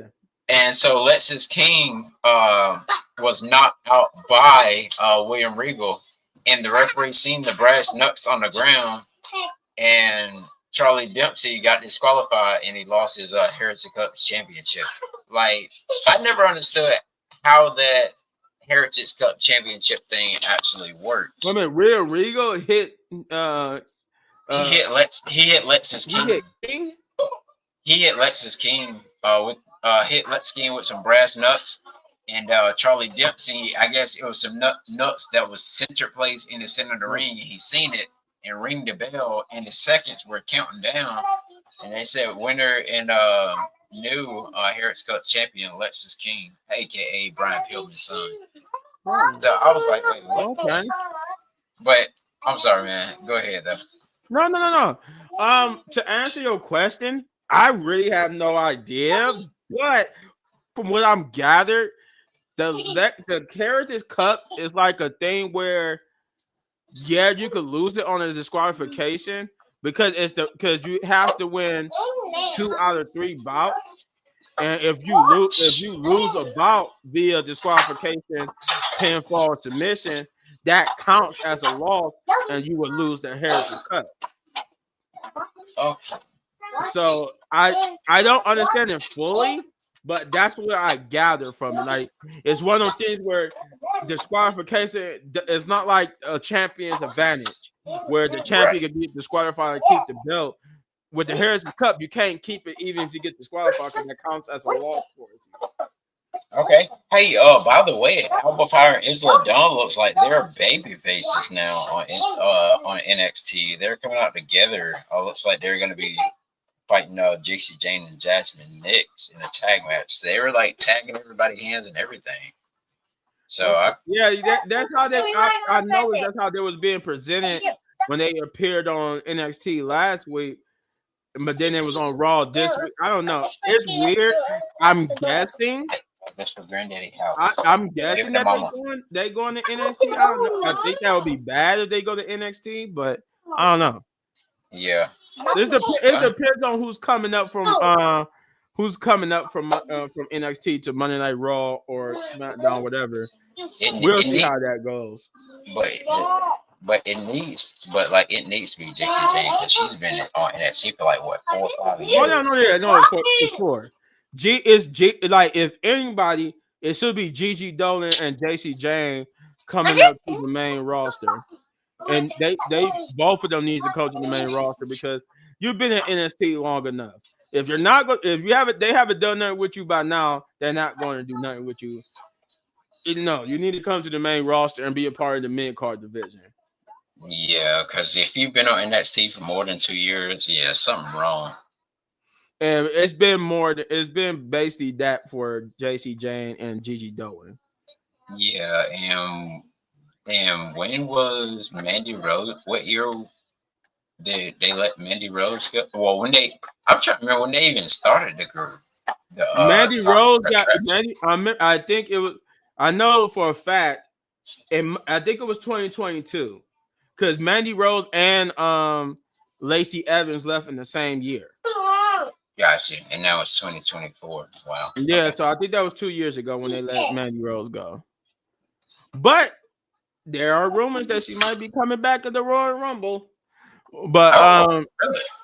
yeah, they saying she could be because they saying like that kind of easing up on that notion of what her her fan site is or was, or I don't know, they working with her to see if they could get I don't know. I don't know how it's going. I'm hearing that she's still making content like that, so she might not be coming back. It's just hers is just like a rumor of a rumor at this point. It's not even like a rumor that we could say is almost confirmed or almost going to be true. So rough. It's not even like the CM Punk rumor where we knew it was most likely true that CM Punk was going to show up at Survivor Series. Her rumor is just like a speculation rumor at this point. It's not even close to being true, but they did say that it's a good possibility that she could return at the Royal Rumble. Definitely because of the new management. But we get to the New Day promo where this was an interesting one. Joe Tessitore and Wade Barrett was talking about the New Day and how things with Big E. Here we go. Here we go. And this is where Big E, not Big E, but this is where Xavier Woods and Kofi Kingston, they came out from the crowd and was like, no, we're not gonna let you do that. This is supposed to be unbiased journalism. He was like, it is unbiased journalism. He said, and he was like, they told Joe Tessitore, how long have you been with the company? He said, not very long. He's like, obviously not very long. So you don't have you haven't been here long enough to have an opinion. Your only job right now is to report the truth. You can't even have an opinion on anything because you haven't been here long enough. But then I like how you got Ray Barrett like, yeah, Joe, like he over there getting. He was like, and Joe like, you too. He was like, yeah, me too. And then Xavier's like, no, hold on, Wade. You ain't excluded from this either because we saw you sympathizing with Big E. He's like, you're not excluded from this. And he was like, what, me? I'm like, it was funny, but then they got serious. And I like how we went from Wade Barrett acting goofy to getting serious. Right. And the reason why I said they got serious is because Xavier said that you and Big E, you sympathize with Big E because you two got something in common. Both of you are afraid to lace up your boots and getting back in that ring. And you saw Wade Barrett was like I'm retired. He almost looked like he wanted to get up and say something, but then he just sat back, bit his tongue, was like, I'm retired. But when he heard them say that he had something similar with Big E, he knew where it was going.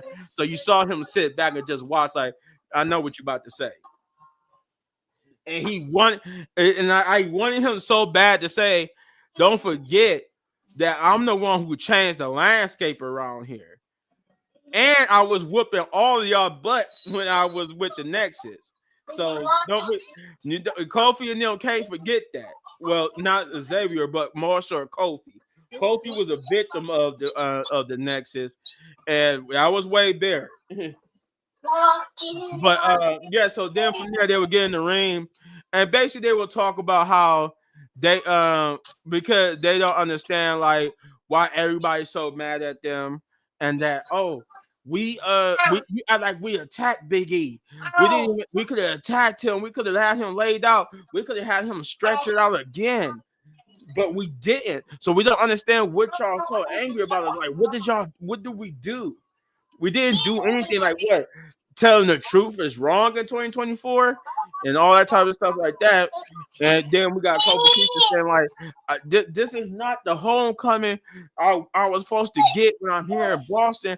Especially this is not the homecoming where I flew my mother out who sat in the middle seat and to come out here to Boston to see her son get booed. She told was in the middle seat. Is everybody in the middle seat? I'm like, why not first class? Like, I know for a fact that y'all get paid enough for first class flown out. But after a while of the booing, then my mother don't deserve this. He kept saying my mother don't deserve this. So then he got out the ring and tried to get a hug from his mom, and his mom would basically get up and get the hell on my shoulder hurts. She was so upset with Kofi. She just looked at Kofi and was just like, and she just like she wouldn't give him a hug or anything. She just walked away. He was like, and you can hear him like, "What? You too? Like, mom."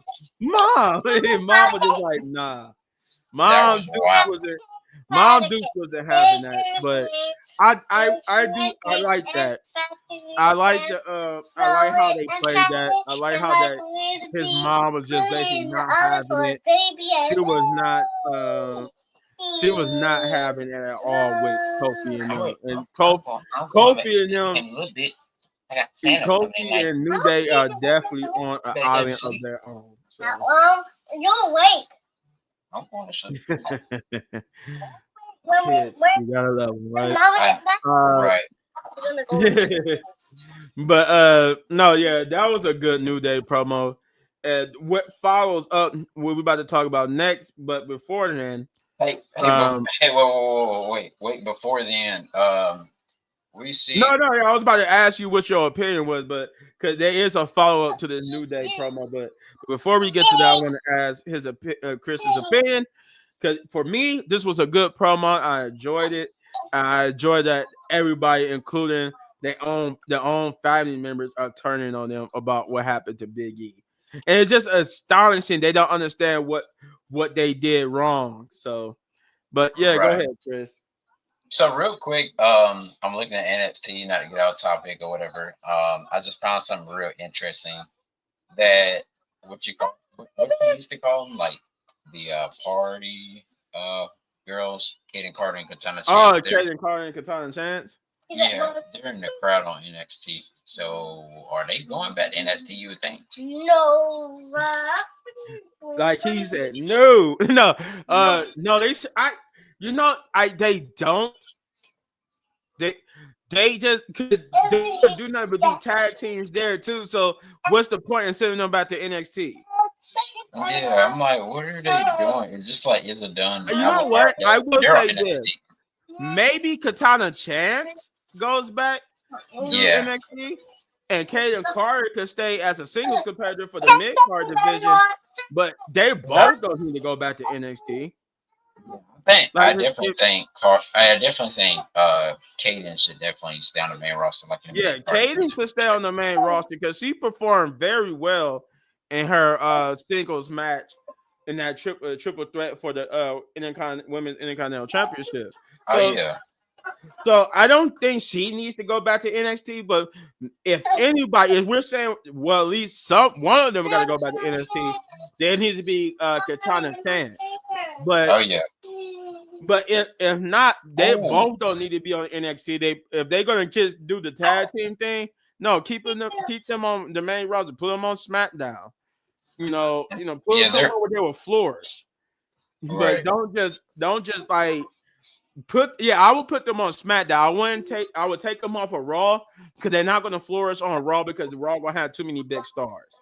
So put them on SmackDown where they can get some time to sign, especially since Raw is going to be SmackDown is going to be 3 hours.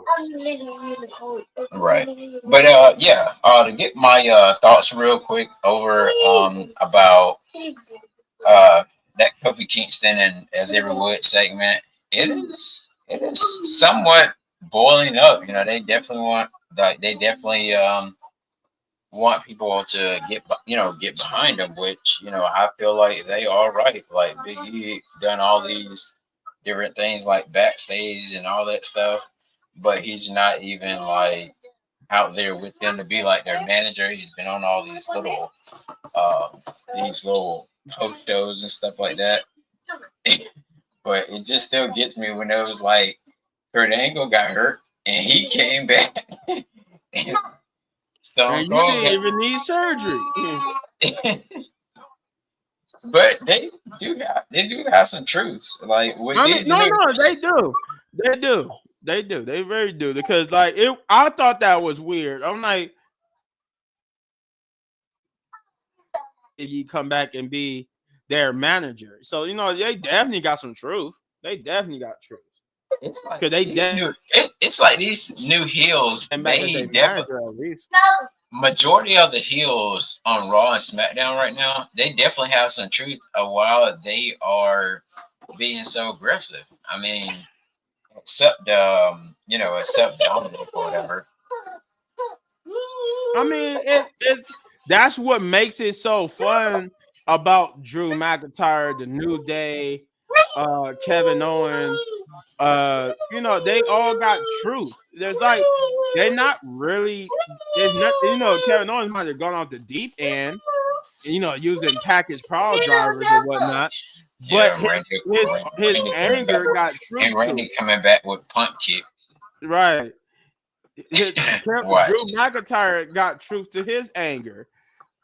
The New Day got truth to their anger. It's like they're heels, but they're telling the truth.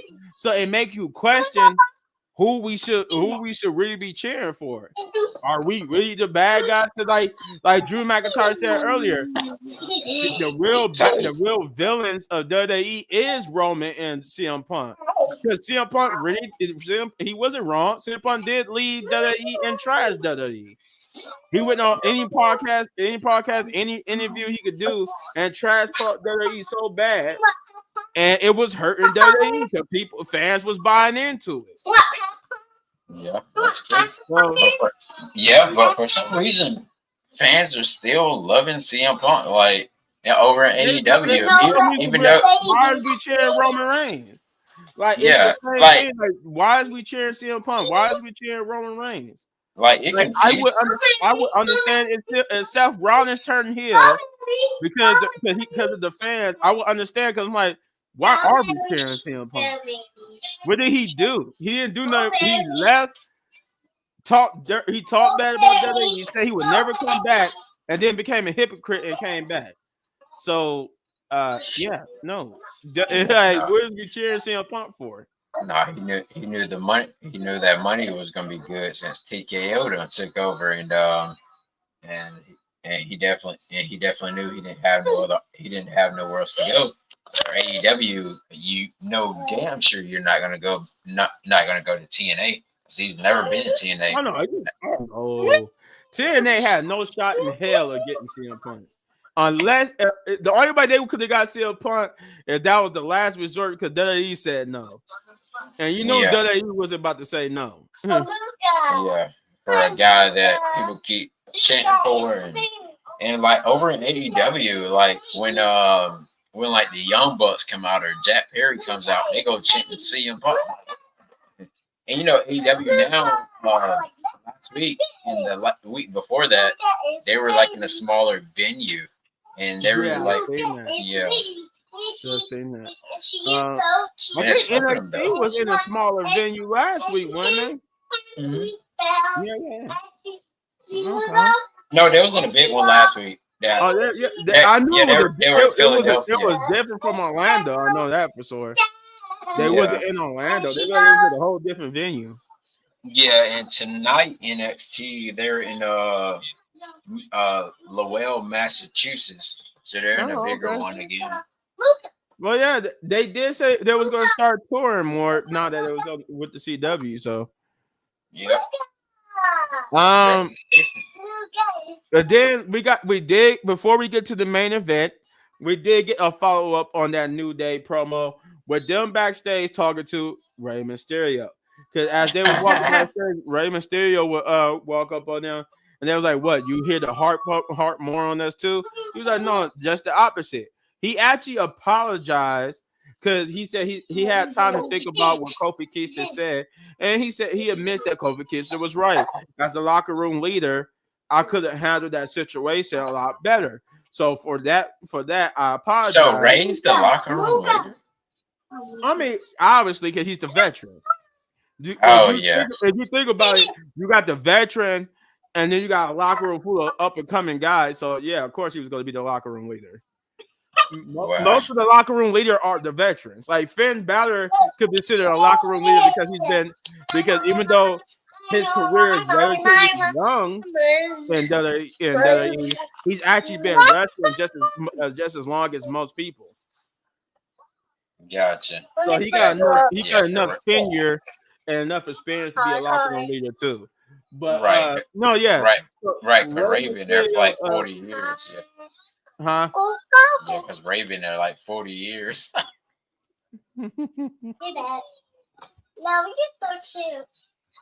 But so Ray's basically telling them like, you know what? I'm sorry for that. But then he says, so, and you're right. As a locker room leader, it's my job to help everybody as much as I can. So here it is. What y'all two did to Big E was messed up. It was. But if you want to go about fixing it, then I think the first step into doing that is for you to apologize. And he said, apologize. He said, apologize to who? To you? To the guys in the back? They were like, no, we don't need. He said, we don't need to apologize to you guys because we didn't do nothing wrong. And Xavier was like, yeah, like he said, and then I think he said something about like, let me pop that mask off your head so you can hear, so you can hear better. We didn't do nothing wrong. They basically said, "Oh, nobody, no apology because they didn't do nothing wrong to Big E." And he was like, all right, fine." He said, "But don't say I didn't try to help you." And then he was like, "Oh, and by the way, get used to hearing this. New Day sucks. New Day sucks," and walks away. And I'm like, you know what? That's funny. In all the 10 years, we haven't heard the fans chant New Day sucks since the beginning of New Day. So now we come full circle. We Oh, started with New Day saying New Day sucks, and then we went to New Day rocks, and now we're back to New Day sucks again. But yeah, it's funny. I find it funny that they don't realize that, yeah, while you might not have beat down the New Day, I mean beat down Big E and send them on a stretcher, you might as well you did that mentally. You bet your words beat it's like with your words, you beat down Big E and sent them away on the stretcher. That's why everybody don't like you because you did it verbally. And that was messed up. You know that man want to come back and wrestle. But I will give New Day that though. It is weird that Big E hadn't came back sooner to be their manager. Like everybody was speculating that was going to happen after his injury. That once he got clear enough to at least travel with them and to be like a manager at least, damn. did backstage segments and all that type of stuff. So that was kind of weird on their part. Um, we get to the main event, which is Drew McIntyre versus Sami Zayn. And this was a good main event. Um, Drew McIntyre and Sami Zayn went back and forth. The thing going into this match was Drew McIntyre, I mean not Drew McIntyre, but Sami Zayn was injured. He hasn't been 100%. His body is wrecked with pain, and Drew McIntyre took advantage of that. He especially the lower back. He went to working on Sammy's lower back, to which that would cause problems. with certain stuff Sami Zayn just couldn't do without putting himself in pain. Like he did his usual fake out where he'll act like he get ready to dive out onto them, but then he'll just really just springboard himself off the ropes and do a backflip. But then you saw when he did that and completed it, they hurt his back, so he was wincing in pain. Um, it was just a lot of stuff that he did that caused him pain, especially once the lower back got worked on. But he's like Sami Zayn, he soldiered through. He tried to beat Drew McIntyre, but the back he was working over his back was too much. He had Drew McIntyre set up for a Haluna kick. He was getting ready to hit the Haluna kick, but his back gave out. So he tried to, he was hitting his back, trying to get himself psyched up to do the Haluna kick again. And this time, when he had actually got ready to do the Haluna kick, and he could deliver the Haluna kick, he went for it only to get Claymore. And 1, 2, 3. Drew McIntyre is a winner.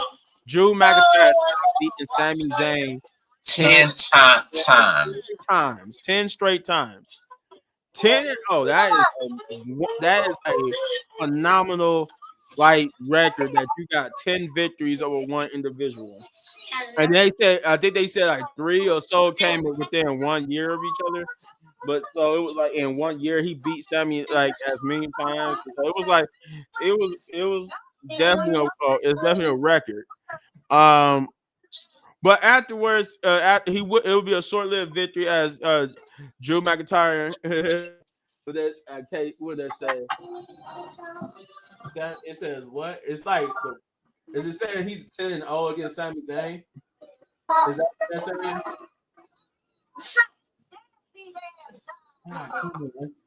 Yeah, it's kind of hard with this camera. Hold on, let me switch to my other camera.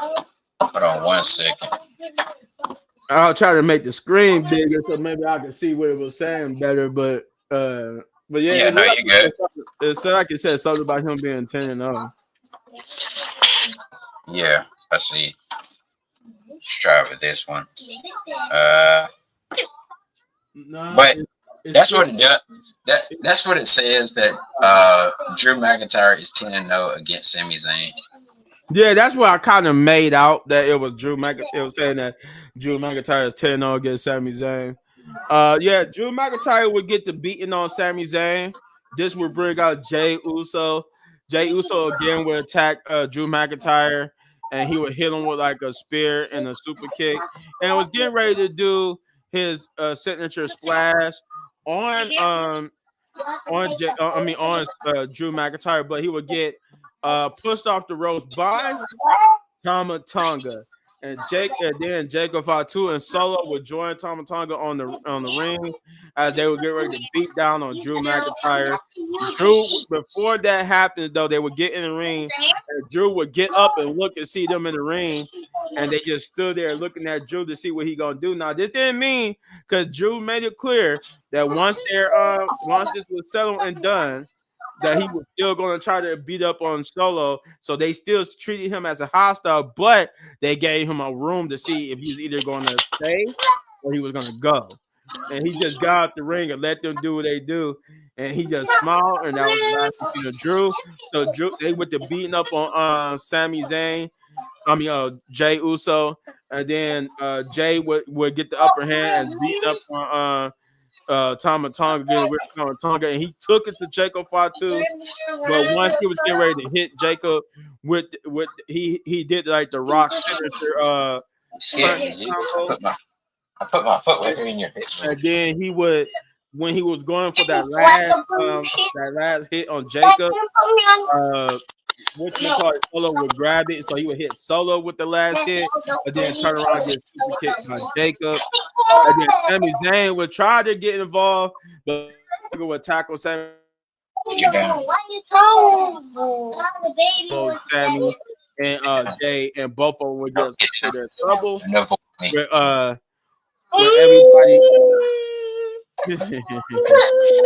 With everybody putting their ones up in the air, and we end Monday Night Raw with SmackDown superstars, no less, standing tall over some Raw superstars. So brand split. Right.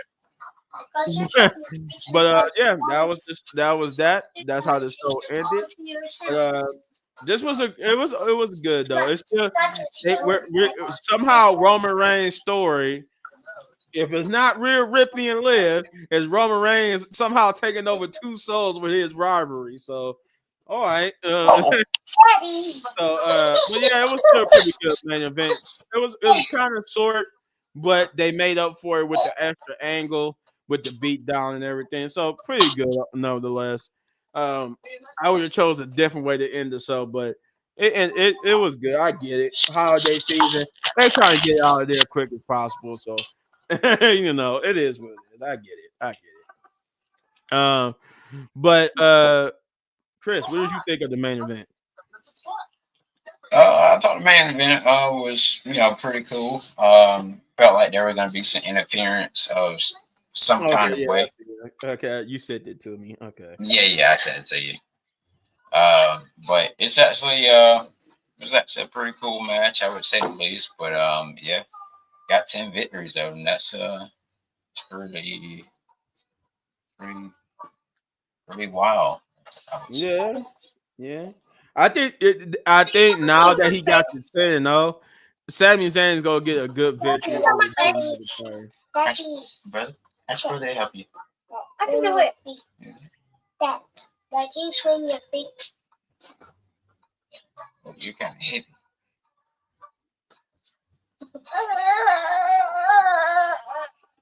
All right. But yeah, that was a good main event. That is Monday Night Raw in a nutshell. Like I said, I think Monday Night Raw for next week is still pre-taped, but I know that's like the last Monday Night Raw for 2 hours if it's going to be 3 hours. Unfortunately, I might not be here for next week's Monday Night Raw review because Cool. because I started a new job and I'm probably gonna be working in about around the time y'all do the video. But if I just so happens to get home in time to do the video, I would, because it's just the beginning of the job, so they might not actually work that on that day. Hopefully they don't. But otherwise, I'm sorry I won't be able to join you guys for the video, but I will be there in spirit. It's cool. But no, I'm pretty sure Monday Night Raw for that for next week will be pre-taped. I don't need the link thing. I don't know about SmackDown. I'm guessing both SmackDown and Raw for this week and next week will be pre-taped. I would say that. But yeah, we're gonna join. But next time you will see us on live, which if it's no important news come up where we need to do a video, will be Saturday for the Friday Night SmackDown review. But if something important happens in between now and Saturday, we will do a video maybe Thursday or Friday. Depending on where everybody be at because of the holiday season. If something happened, I'll definitely be able to do a video. I just won't. It's just next week would be hectic for me starting a new job. So therefore, it would be like really hectic for me to get on live. But unless it be like super late, not everybody got to work, so I don't want to be doing this super late. But it is what it is. But yeah, so we should be back on live Saturday for sure for SmackDown. But if some big news happen, we'll probably do a video Thursday or Friday, like how a lot of TNA stars are leaving TNA, and they only got 2 destinations to go to. Well, no, they got new Japan, new wrestling. So yeah, they could go to New Japan, they could go to WWE, but hey, it's 3 destinations. But yeah, there's a lot of TNA stars leaving. Joe Hendry. Being said, I'm gonna give Monday Night Raw this week. Monday Night Raw this week was it that eventful? I give it Monday Night Raw a 6.5 out of 10. I'll give it a 6.5 out of 10. That's something. I give yeah, I give it a 6. Okay. Yeah, that's what it felt like. It felt like a six. It felt like a 6 and 6.5. It was definitely above average, but it was not super above average. It was just above average.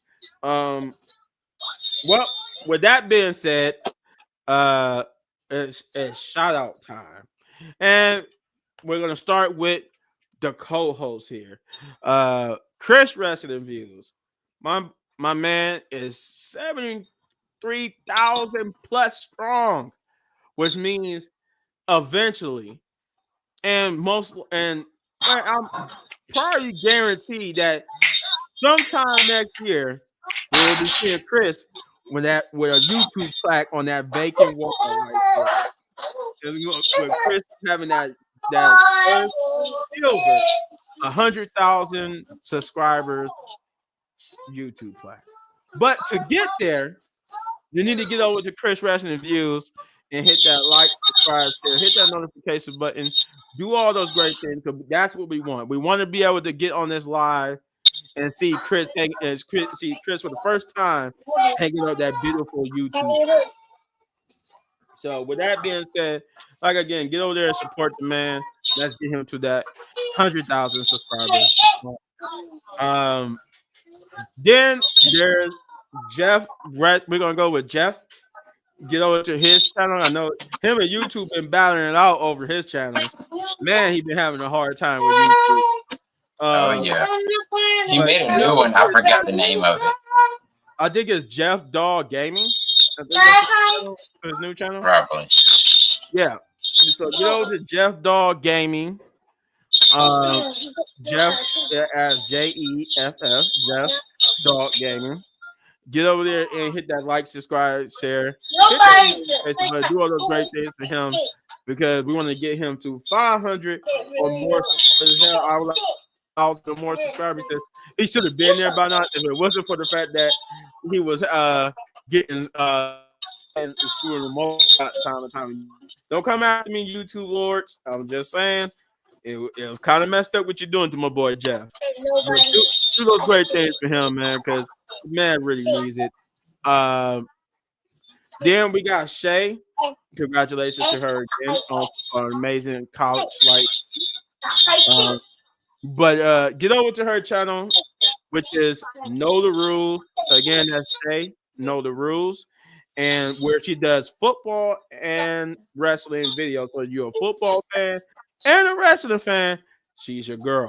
So get over to her channel and hit that like, subscribe, share, hit that notification button, do all those great things for her.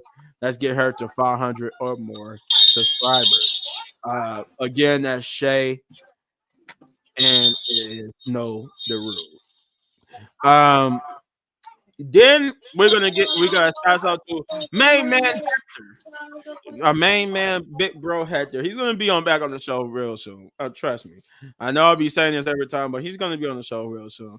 It's just like I said, things are gonna be hectic. Things aren't hectic for some of us. Hey, life happens, but still, we give shout out to our Big Bro Hector. Shout out to Punch, aka Shane, aka Thanos, and let's see, is it shout outs to Kicking It with Leo.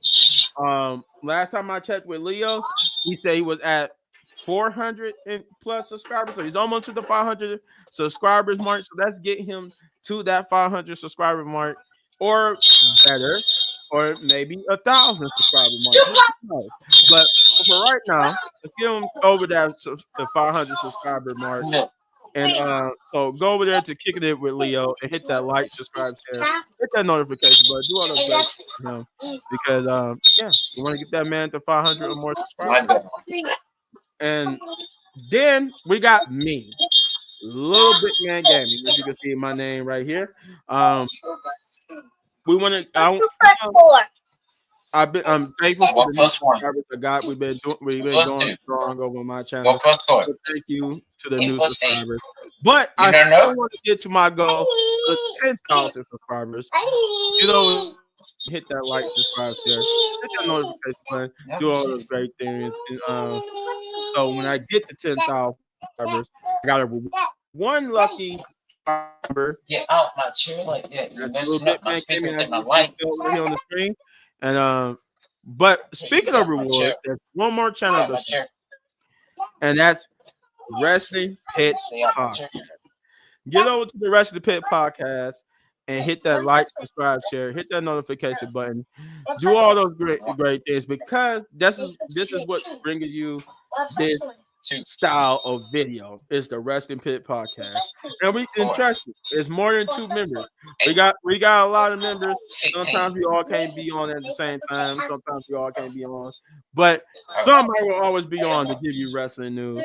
So again, get over to the Wrestling Pit podcast and hit that like, subscribe, share, hit that notification button, do all those great things. Because when we get to 500 or more, there might be a reward. There will be a reward. I mean, for one lucky Pit member. But with that being said, happy holidays, happy Merry Christmas, Kwanzaa, whatever holiday you celebrate around this time. Happy holidays to everyone. Merry Christmas. Hopefully you have a happy New Year. Enjoy your holidays, enjoy your vacation, enjoy your time from work. Yeah, don't eat too much. Don't drink or eat too much on Christmas Day. Hopefully for the places that snow, we get a white Christmas. If not, we just get a very cold one with no snow. Either way, this is the Rest of the Pit podcast signing off saying Merry Christmas, Happy Holidays, and Rest of the Pit podcast, baby. Dang. we're out. Merry Christmas, everyone.